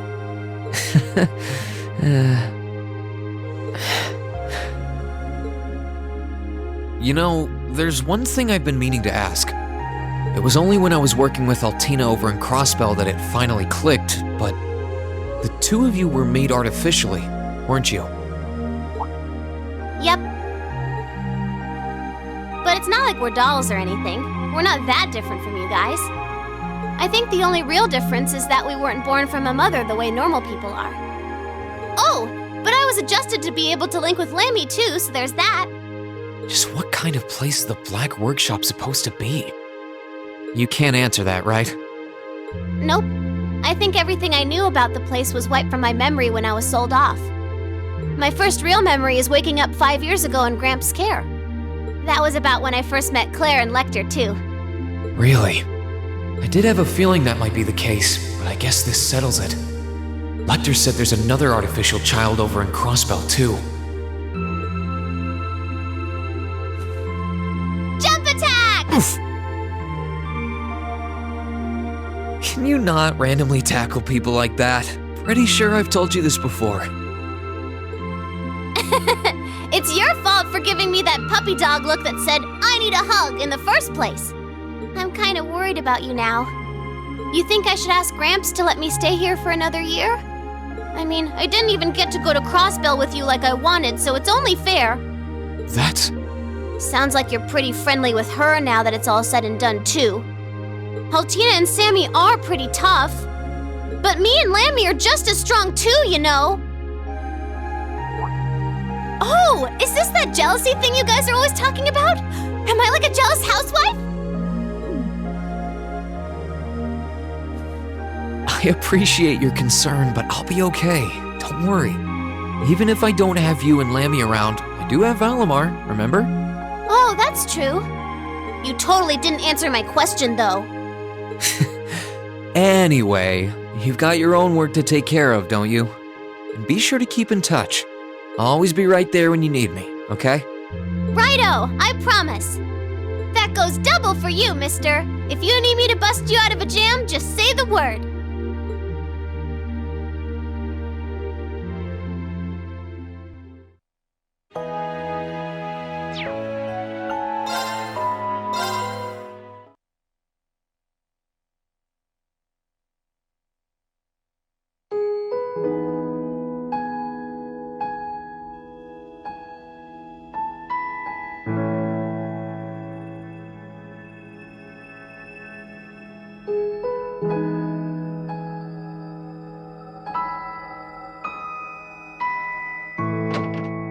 Finally. Sorry if I kept you waiting.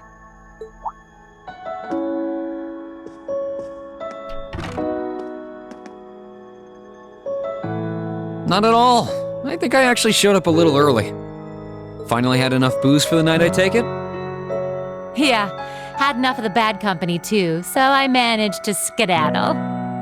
I figure the others should be able to handle things over at the academy.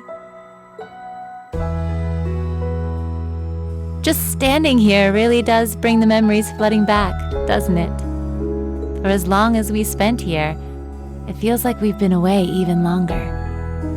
But I'm glad you made good on your word and took it back from the Alliance. So am I. And I know I couldn't have done it without you. Say, while we're here, why don't we take a little stroll through the place? I'm feeling the itch to see if everything upstairs is like we left it. It's a date.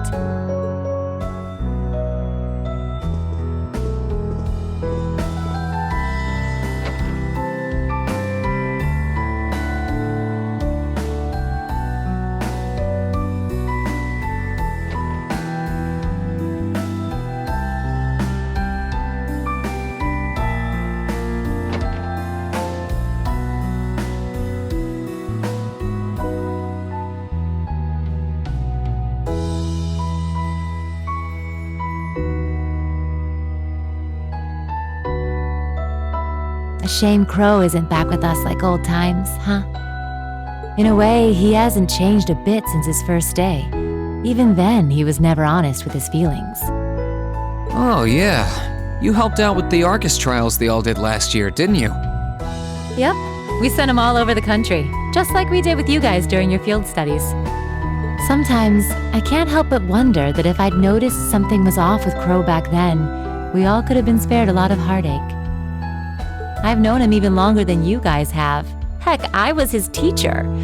I guess I keep thinking maybe there was something I could have done. It's not your fault. Crow's planning was meticulous. He'd been setting it up for years. He would have gone through with it either way.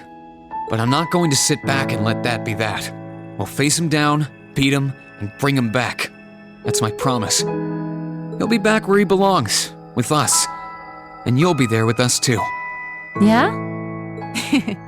I know you'll do everything you can. If anyone can bring Crow back, it's you guys. It's been almost 2 years since I traded in my bracer badge for the whole teacher shtick.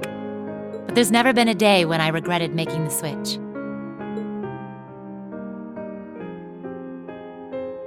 Likewise, we couldn't have ended up with a better homeroom teacher. Your methods seemed really bizarre at first, but when I look back, everything you did prepared us for what was to come. Thanks. It makes me happy to hear that.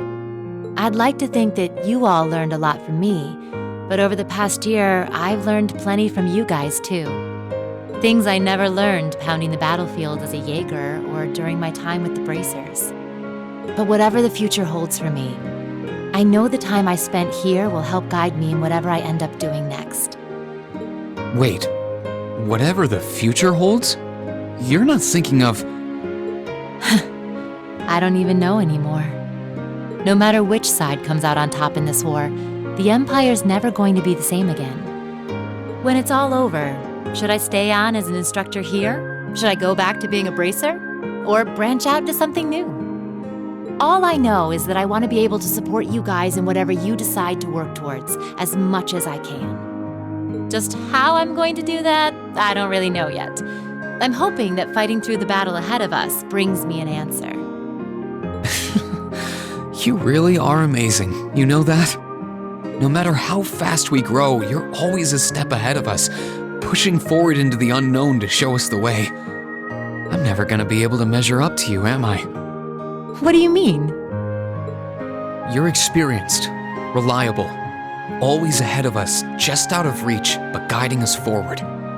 You're strict sometimes, but you're always compassionate, and you bury your weaknesses deep down to be someone we can rely on. And somewhere along the way, I started to hope that one day I'll be able to finally catch up to you, so that we can think of each other as peers, as something more than just teacher and student. Oh. As things stand, I'm still a long way from being there. When this war is behind us, and life slows back down to its normal pace, there'll come a day when I graduate from Thor's and head out into the world as a real man. When that day comes, I want to be there for you, in some way, as your equal. Oh my. Well, you're just full of surprises tonight, aren't you? With all that's been going on, I never realized you felt that way about me. You can be pretty daring sometimes, you know that? I'm sure you're well aware that I go for the classy, mature gentleman type, and not students, though. Yeah, but we're looking toward the future, right? Students grow up. Boys become men. Sure, I might not look the part now, but one day I'll be a dashing, handsome gent who can turn even your head. All right, then. I want you to close your eyes. In fact, I'm making it a formal assignment. No peeking. Why? Shh, no questions. Good students are supposed to listen to their teachers. Well, if you say so.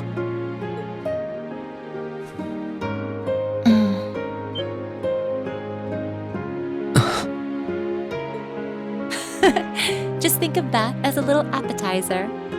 In a couple of years, if you're still hungry for the main course, come and find me. I'll make it worth the chase. Still, there's no need to rush. I'm willing to wait, if you are. Thanks.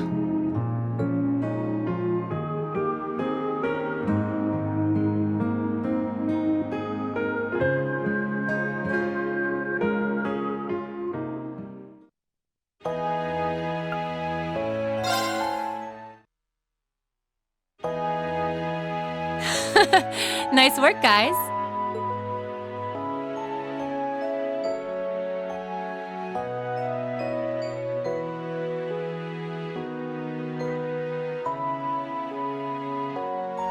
You poor kids must be exhausted. Feels like all your other instructors are dead set on cramming your brains with as much material as humanly possible. I want to crawl into a hole and die. You said it. Still, this is exactly how we wanted it. Right. They're doing it for our sake, so I don't mind it so much. There's no way we could cover everything in class, so it's sweet of them to give us the bullet points while they still can. It's paying off for us in the long run, yeah, so we owe them a lot. Forcing you to try and keep up with us is a little unfair of us, though. Yeah, you're gonna have to do all of this again next year. Are you sure you're fine with this arrangement? Of course. This is to my benefit, too. If I get all of this crammed into my head now, maybe I can even come out on top on next year's midterms. Well, That's some confidence.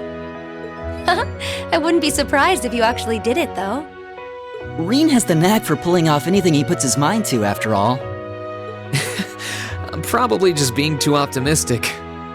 Nah, I wouldn't say that. Guess we'll know for sure next year.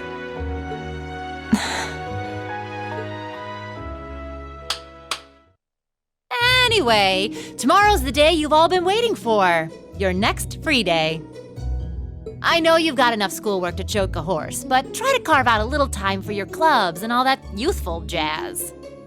The forecast for tomorrow is clear blue skies. Might be the perfect chance to sneak off and get into some ooh la la with that special someone. And truly, you teach us all by living your life as a shining counterexample. Spoken like a true lifetime member of the Lonely Hearts Club, instructor. A fair enough response, I suppose.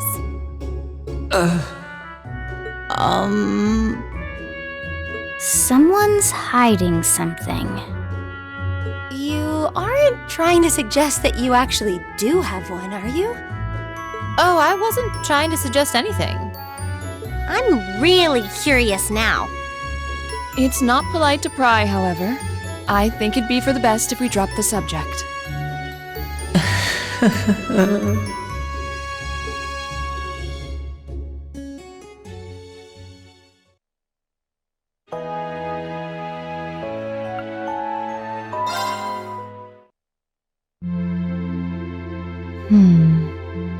Something on your mind, instructor?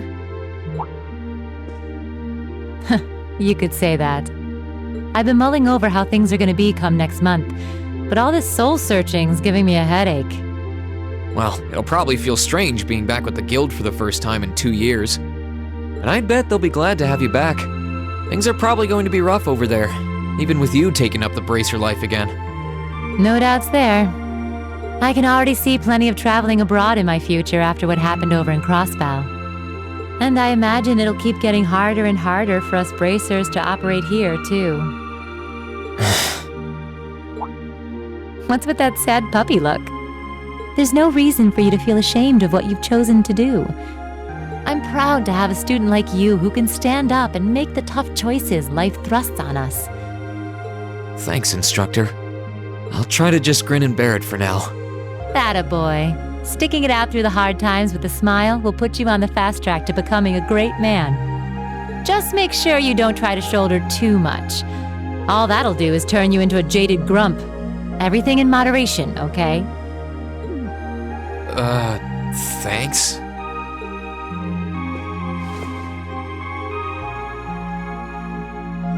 What's this for?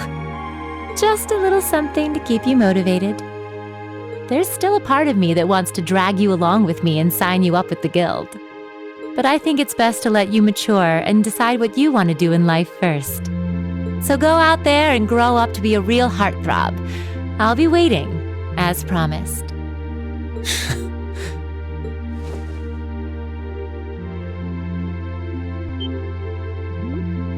Hey, time out, lover boy. I'm pretty sure I told you that if you want to move up to the main course, you'll have to work for it. Sorry, couldn't help myself. You think you can overlook it just this once? There may be days when remembering how I feel right now is what keeps the fire burning in me until we can meet again. You're a sly one, Schwarzer.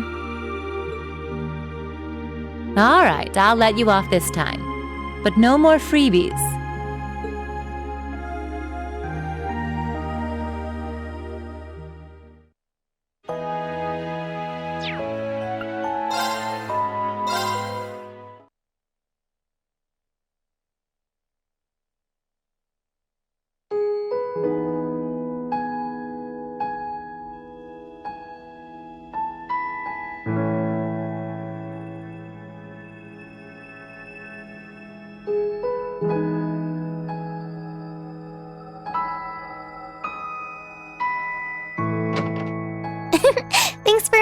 here, Rean.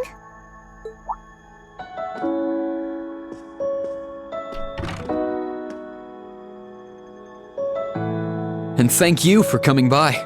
Guess you're all done with work?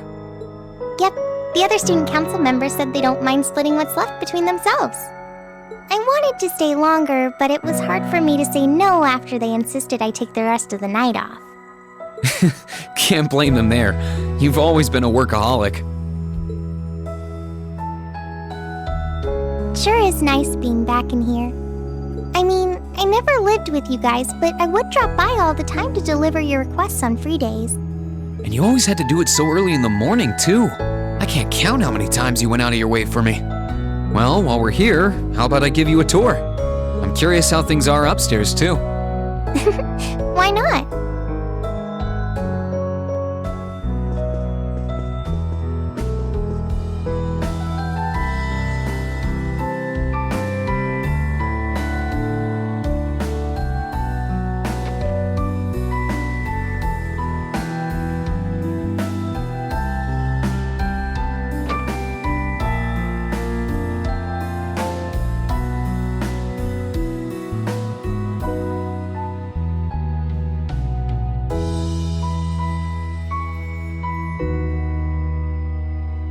So, that was the room Crow lived in for the 2.5 months he was here, huh? He lived with the rest of us in our dorm before that, but he seemed to have way more fun with all of you. I was a little jealous of him, to be honest. Really? If Crow was going to come back anywhere in Trista, it'd be here. What with how it connects all of you, and even me, Angie, and George, I doubt there's anywhere in Erebonia he'd rather be. Yeah, you're right. I doubt he feels like he belongs while he's with the Alliance anyway. Which is why I fully intend to honor my promise to drag him back here. And I can't wait to see him graduate.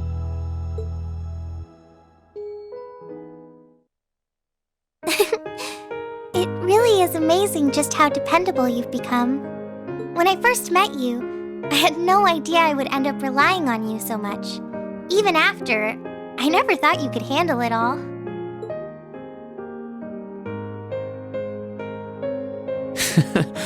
I suppose we both had weird first impressions of each other, didn't we? I'm not proud of it, but I totally didn't believe you were a second year when we first met. That being said, you were quick to prove me wrong.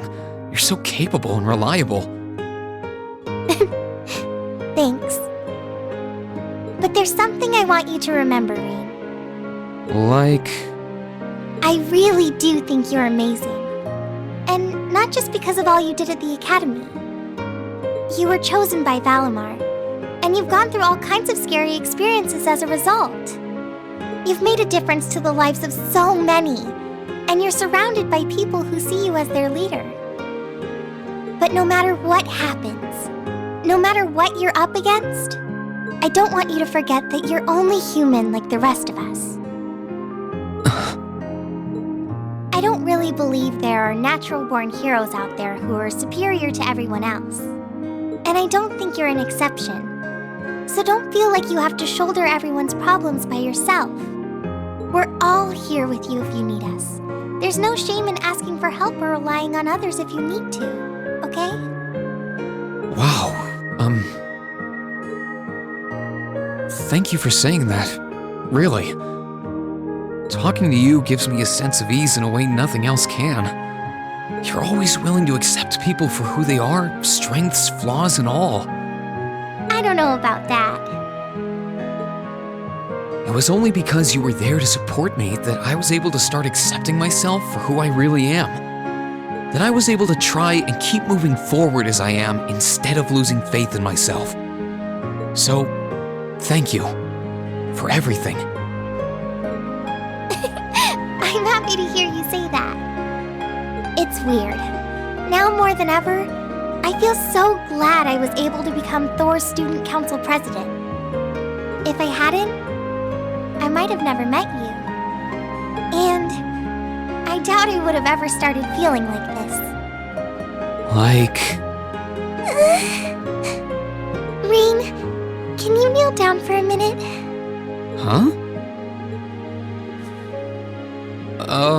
Like this?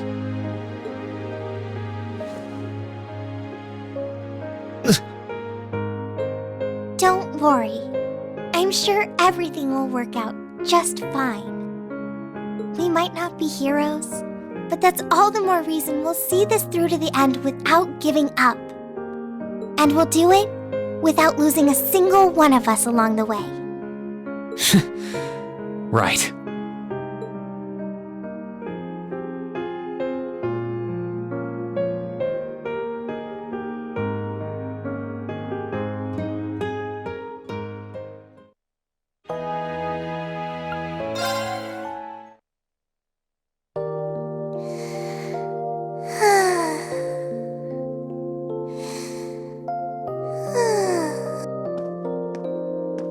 Yep, I knew it. No wonder she fell asleep. She must have been really busy getting everything sorted out for the spring. Makes me remember finding her like this over in the computer room.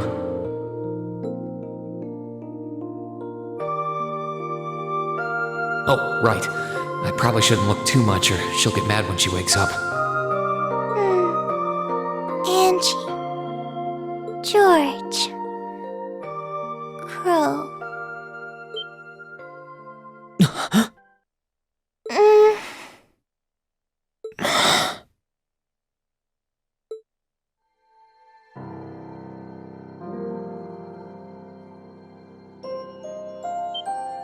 Rain? What are you doing in my room? Wait, this is the student council room. I must have fallen asleep. Sorry for coming in without permission. I did knock, though. Don't worry about it. It's my fault for dozing off like this. Why do you always have to keep finding me like that? I hope you weren't looking at me while I was sleeping again. I did try to look as little as possible. Well, if you say so. Is something the matter? You're not looking too well. No, I'm fine. Maybe the light streaming in through the window is making me look off color? I feel fine, really.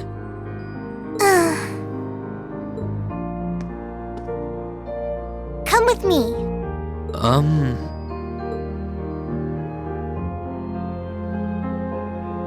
What's this all about? I know that you're a boy and all, and I do think that you've grown a lot during your year here. No, I probably shouldn't even call you a boy anymore. You're a grown man now. But that doesn't mean you always have to stand and endure everything life throws your way. Okay? If it gets too much, it's alright to sit down and let it all out. Whether you're a boy or a grown man doesn't change that. It's okay, Reen.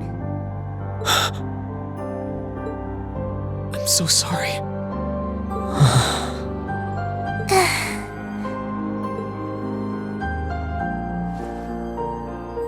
I'm so sorry. I promised I'd bring him back. I promised I'd make him graduate with you. But I couldn't do it. It's okay. You did everything you could. You made sure he knew how we all felt. And you let all of us know how he really felt too. So, don't get so worked up about it. Okay?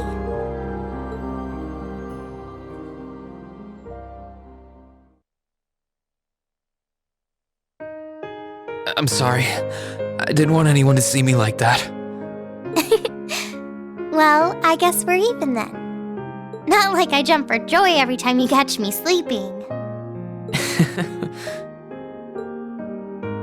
Have you finished getting everything ready for the next student council now, by the way?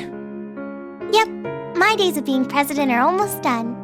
The first years taking over are really smart, though. I barely had to teach a thing in the end. Still, it must have been hard work getting through it all. You're going on a tour of various NGOs after graduation, right? Yep. The plan's to take a year to visit NGOs in lots of different fields. Politics, economics, engineering, medicine. After that, I'm not sure what I want to do. I'll probably join either the army or something related to the government, I suppose. Well, I'm pretty sure they'd both love to have you. There's no chance either one would say no to you. Especially since taking a year off hasn't made them any less determined to recruit you. After all you did with commanding the courageous, it's no wonder you're so in demand. I don't know. I don't think I did anything special, really. Still, I feel like it'd be best in the long run for me to see the world from a variety of different perspectives. I don't know what path I'll choose, but I want to step onto it with a firm decision on how things should be.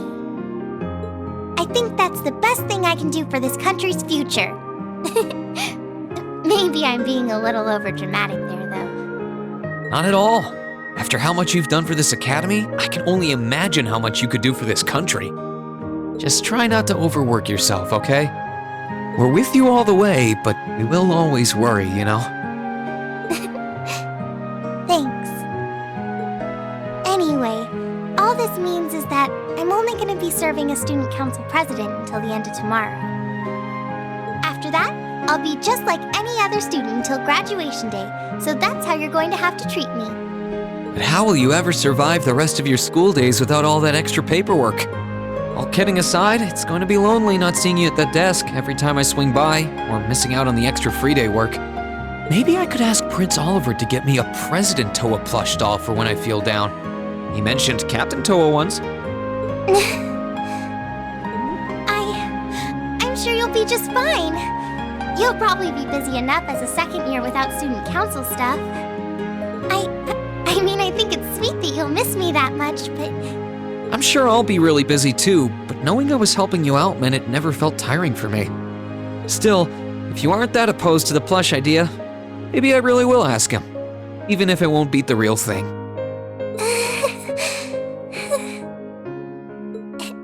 Anyway, moving off plushies, what was it that made you come here? I mean, I'm happy you did, but... Oh, I'd completely forgotten too. I just came to ask if there was anything I could do to help tomorrow, seeing as it's another free day. But you've only just come back, and besides, tomorrow's your... That's all the more reason I want to spend tomorrow's free day the same way I spent all of the others.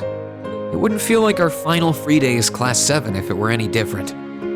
Well, if you say so. Okay. I do have a few things in mind, so I'll just drop them into your mailbox in the dorm like I always do. And thanks for offering.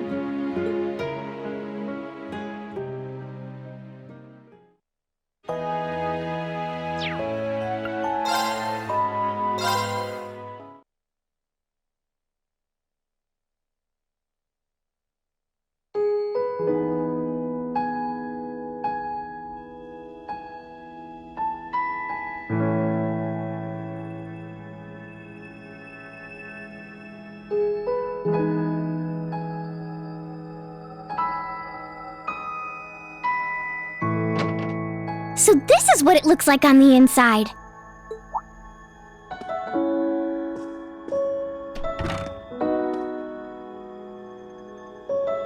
Oh, hello. Welcome to our dormitory. Did you finish talking to the principal? That's right. We sorted out all the arrangements for tomorrow. I had the delightful opportunity to enjoy the Academy atmosphere on the way here as well. If there are ever any other festivals or the like here, I'll have to try and come back by myself to see them.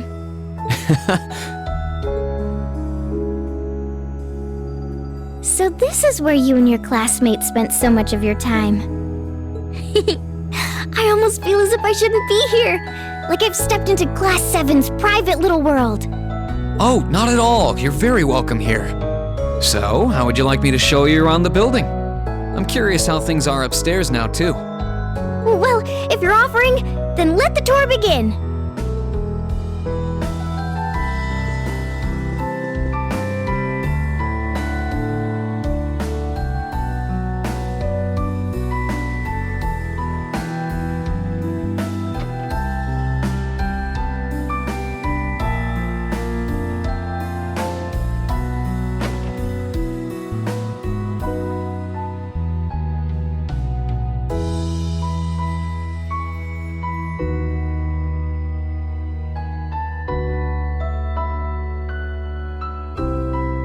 So that was once Crow's room.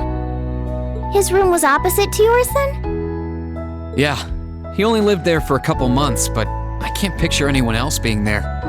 It was pretty handy having him so close by too, especially when we were making plans for the festival. We could just wander into each other's rooms anytime we needed something. You two must have trusted one another so deeply. And that makes the fact you two have to fight one another all the more depressing. Why must it be that way? Well, just know that while I may not be able to come with you, I'll be praying for the best. I appreciate that. Don't worry, Your Highness. I fully intend to win against him and bring him right back here. I mean, we've got you on our side. How could we possibly lose? Oh, Reen, you're such a tease.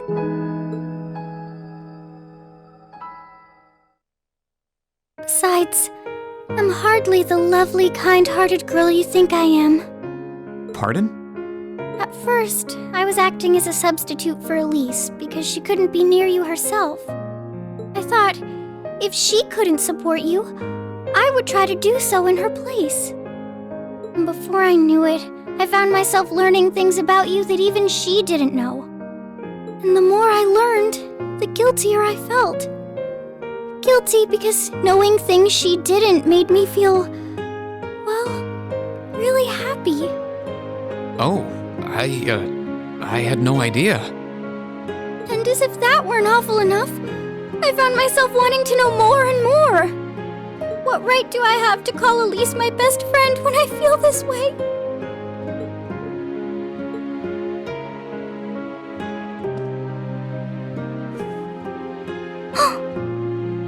I'm honored to hear that. You needn't think it was one-sided, Your Highness. I was happy to learn more about you through all of this too. You were? I've learned how much of a prankster you can be, how hard you work for the people of your country, how smart you are. I see you always conducting yourself with dignity and pride, and I've also seen just how much you care for everyone around you. I'd be careful that one other interest of yours doesn't get out of hand, though.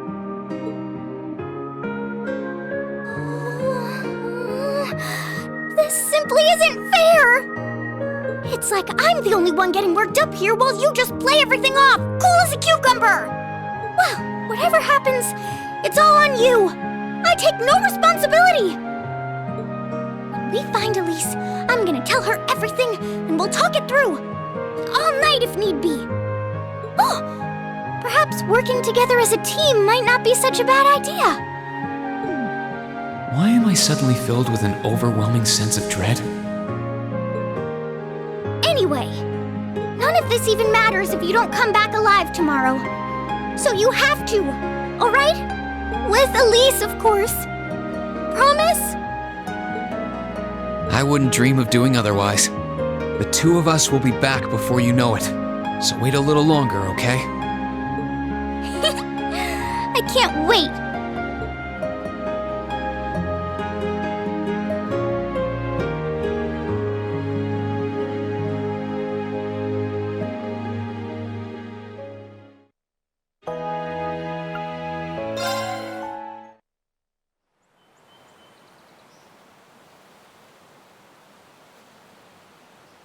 Strange. I can't sense anything abnormal. Valimar said he sensed movement in the earth veins below us, but... Aha, there you are. Toval? Long time no see. Yeah, tell me about it. What brings you here? Do you need me for something? Nah, nothing like that. I'm just in Trista for work I need Sara and Mick for, you see. I figured while I was here, I might as well come and see how things have been with you. Then I saw you walking off over here, and it seemed like the perfect time to catch up and say hey, so, you know, here I am.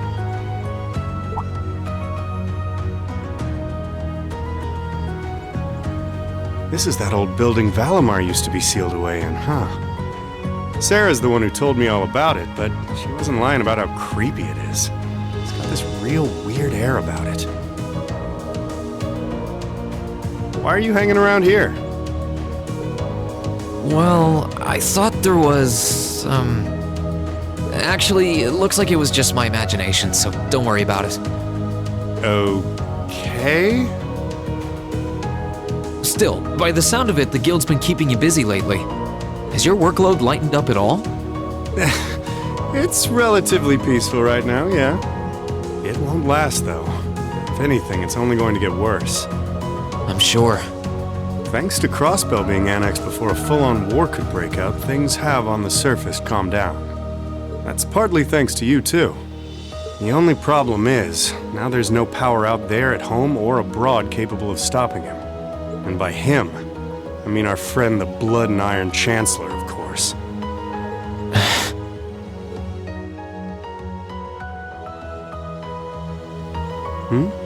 What's up?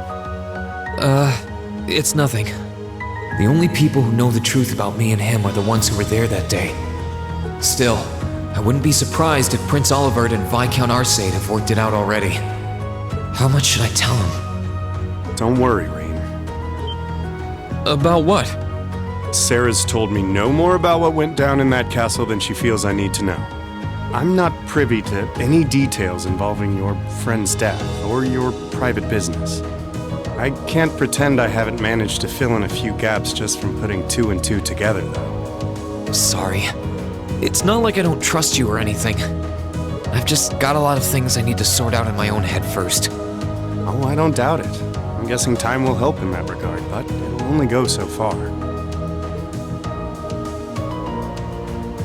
Hey, Rean? I know I've asked you this before, but you sure you wouldn't consider becoming a bracer? I really do think you'd be a natural. That you've got the physical strength goes without saying, but I think your mindset is right up our alley, too. The guild might be kinda limited in what it can do here in Erebonia, but we do work all over the continent. I'm not saying leave everything behind and run, but it'd be a good chance to look within yourself and think things through. That is true. But I'm afraid I'll have to decline. It certainly seems to be a wonderful profession, judging by the work that you and Instructor Sara do. But I feel like I should see the path I've chosen through to the end. I've got Valimar to think about too. Well, if that's what you want. That's a real shame, though. Here was me thinking I'd be able to bring a promising rookie into the fold, too. No big. We'll see if you change your mind come graduation. I'm not giving up on you just yet. Well, I'm flattered. Oh, there he is! Huh. Now there's a familiar voice. Elise, Your Highness! Wow. What did we do to deserve this honor? Rean, Toval, it's wonderful to see you both again. I must say, I wasn't expecting to find the two of you here. Alone. Moving right past that, what brings you out here? Well, when I spoke to you yesterday, you sounded a little despondent. Which is what prompted me to tell her if she was that worried, she should come and pay you a visit. I can see why Elise would come here, but I'm surprised you decided to accompany her. I'm thinking it's about time I mentioned what we discussed back in your dormitory to Elise, actually. What?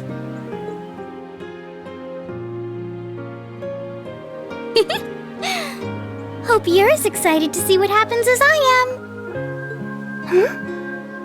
Your Highness, might I ask if you're plotting something again? Oh, come now, Elise, I wouldn't dream of it. Some things never change. I can never tell if she's being serious or not. You've got to be two of the most fearless young ladies in Erebonia. Although with the third most fearless young lady in Erebonia as an escort, I'm sure you've got nothing to worry about. I'm honored you would say so. It's good to see you again, Toval. Likewise. We're not exactly on the same side these days, but there's no need to let that stop us from being friendly off the clock. I'd like nothing more, honestly. Oh, I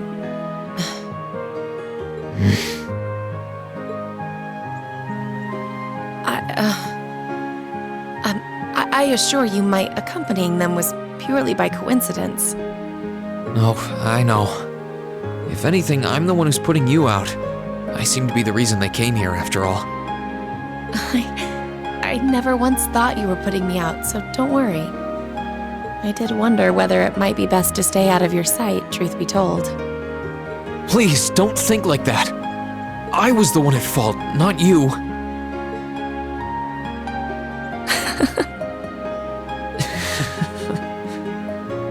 I really am sorry, though.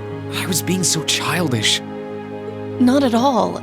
If I hadn't been so self-righteous, I'm truly sorry.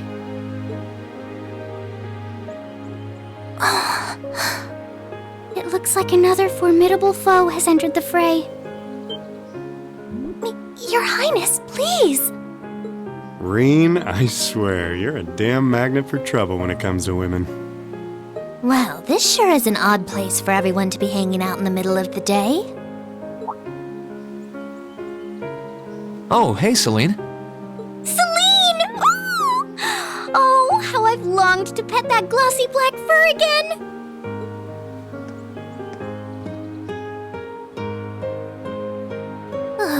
You're never going to give this up, are you?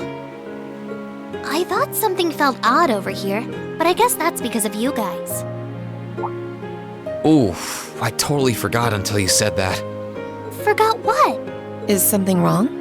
Oh yeah, you did say you were here for some reason. Yeah, I sensed something strange earlier, then... Huh? How? Is that the old schoolhouse's bell? Wait, didn't Sara say that the last time this rang...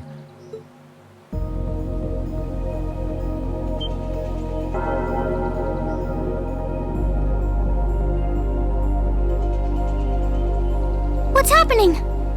The building is glowing? Celine, this is just like before. Yeah, this is obviously serious. Unlike the last time, however, there doesn't appear to be any kind of barrier around it.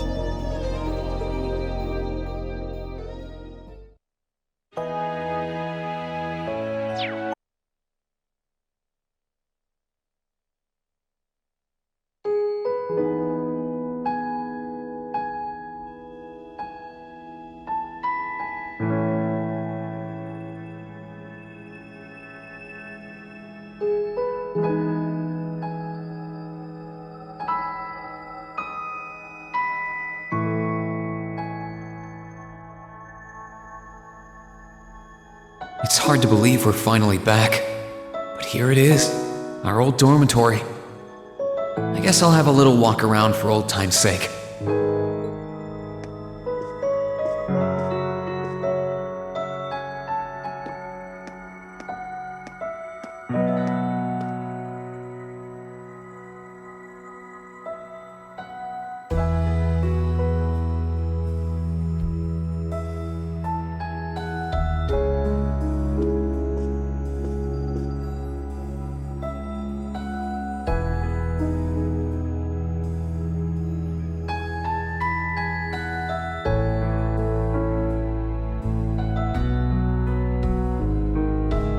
This room's just how it was left too.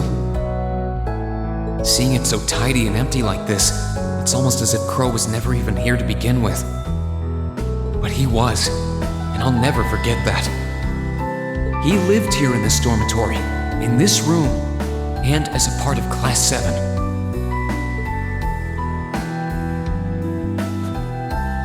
You just wait, Crow. We're coming to get you. For the sake of everyone you left a mark on. For the sake of everyone who cares about you. And we won't fail. With Valimar, with all our friends, and with the whole academy behind me, I swear we won't fail. You're coming back with us, whether you like it or not.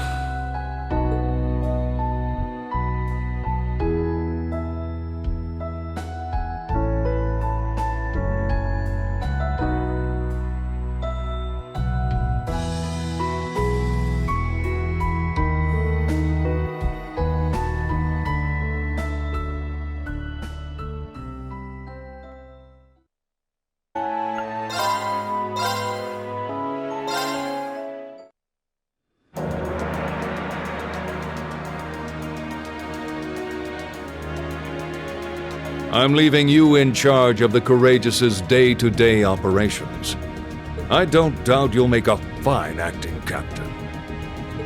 It would be an honor.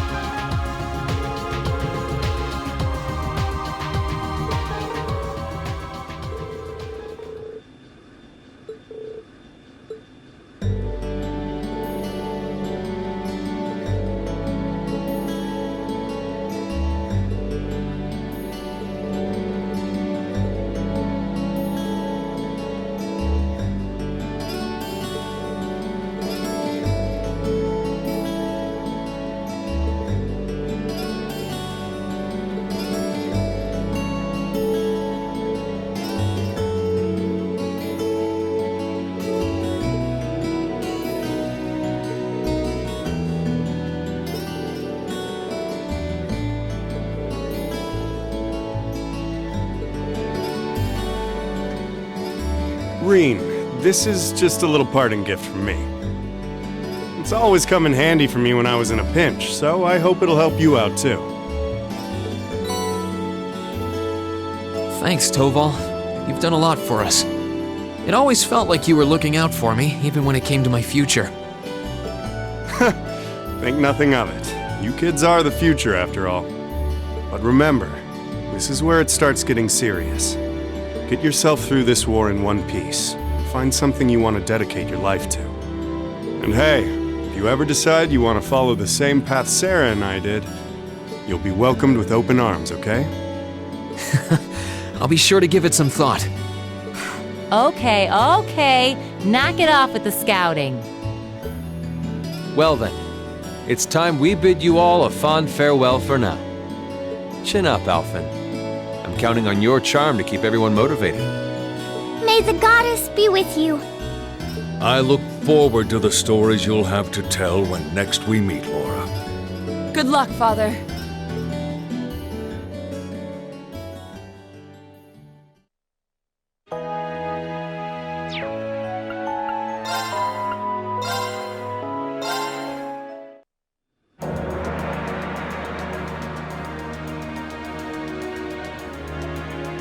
I'm leaving you in charge of the Courageous' day-to-day operations. I don't doubt you'll make a fine acting captain. It would be an honor.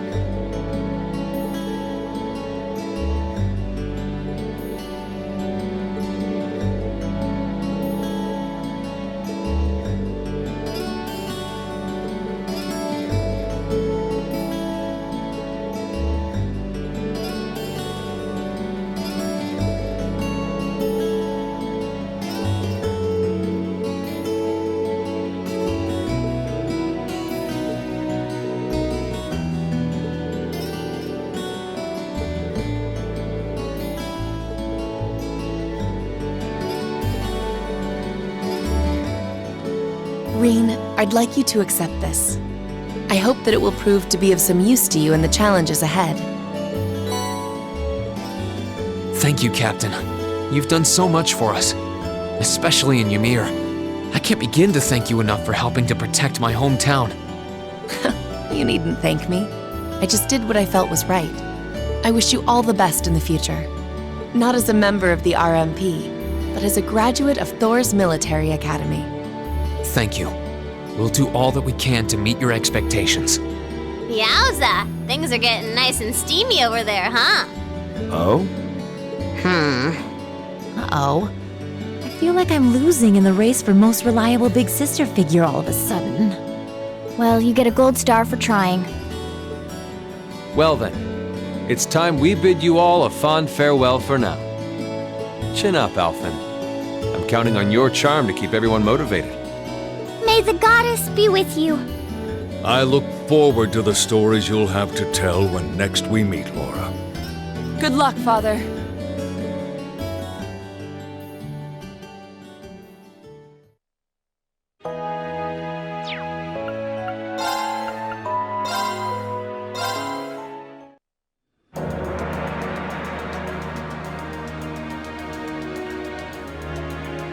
I'm leaving you in charge of the Courageous' day-to-day operations. I don't doubt you'll make a fine acting captain. It would be an honor.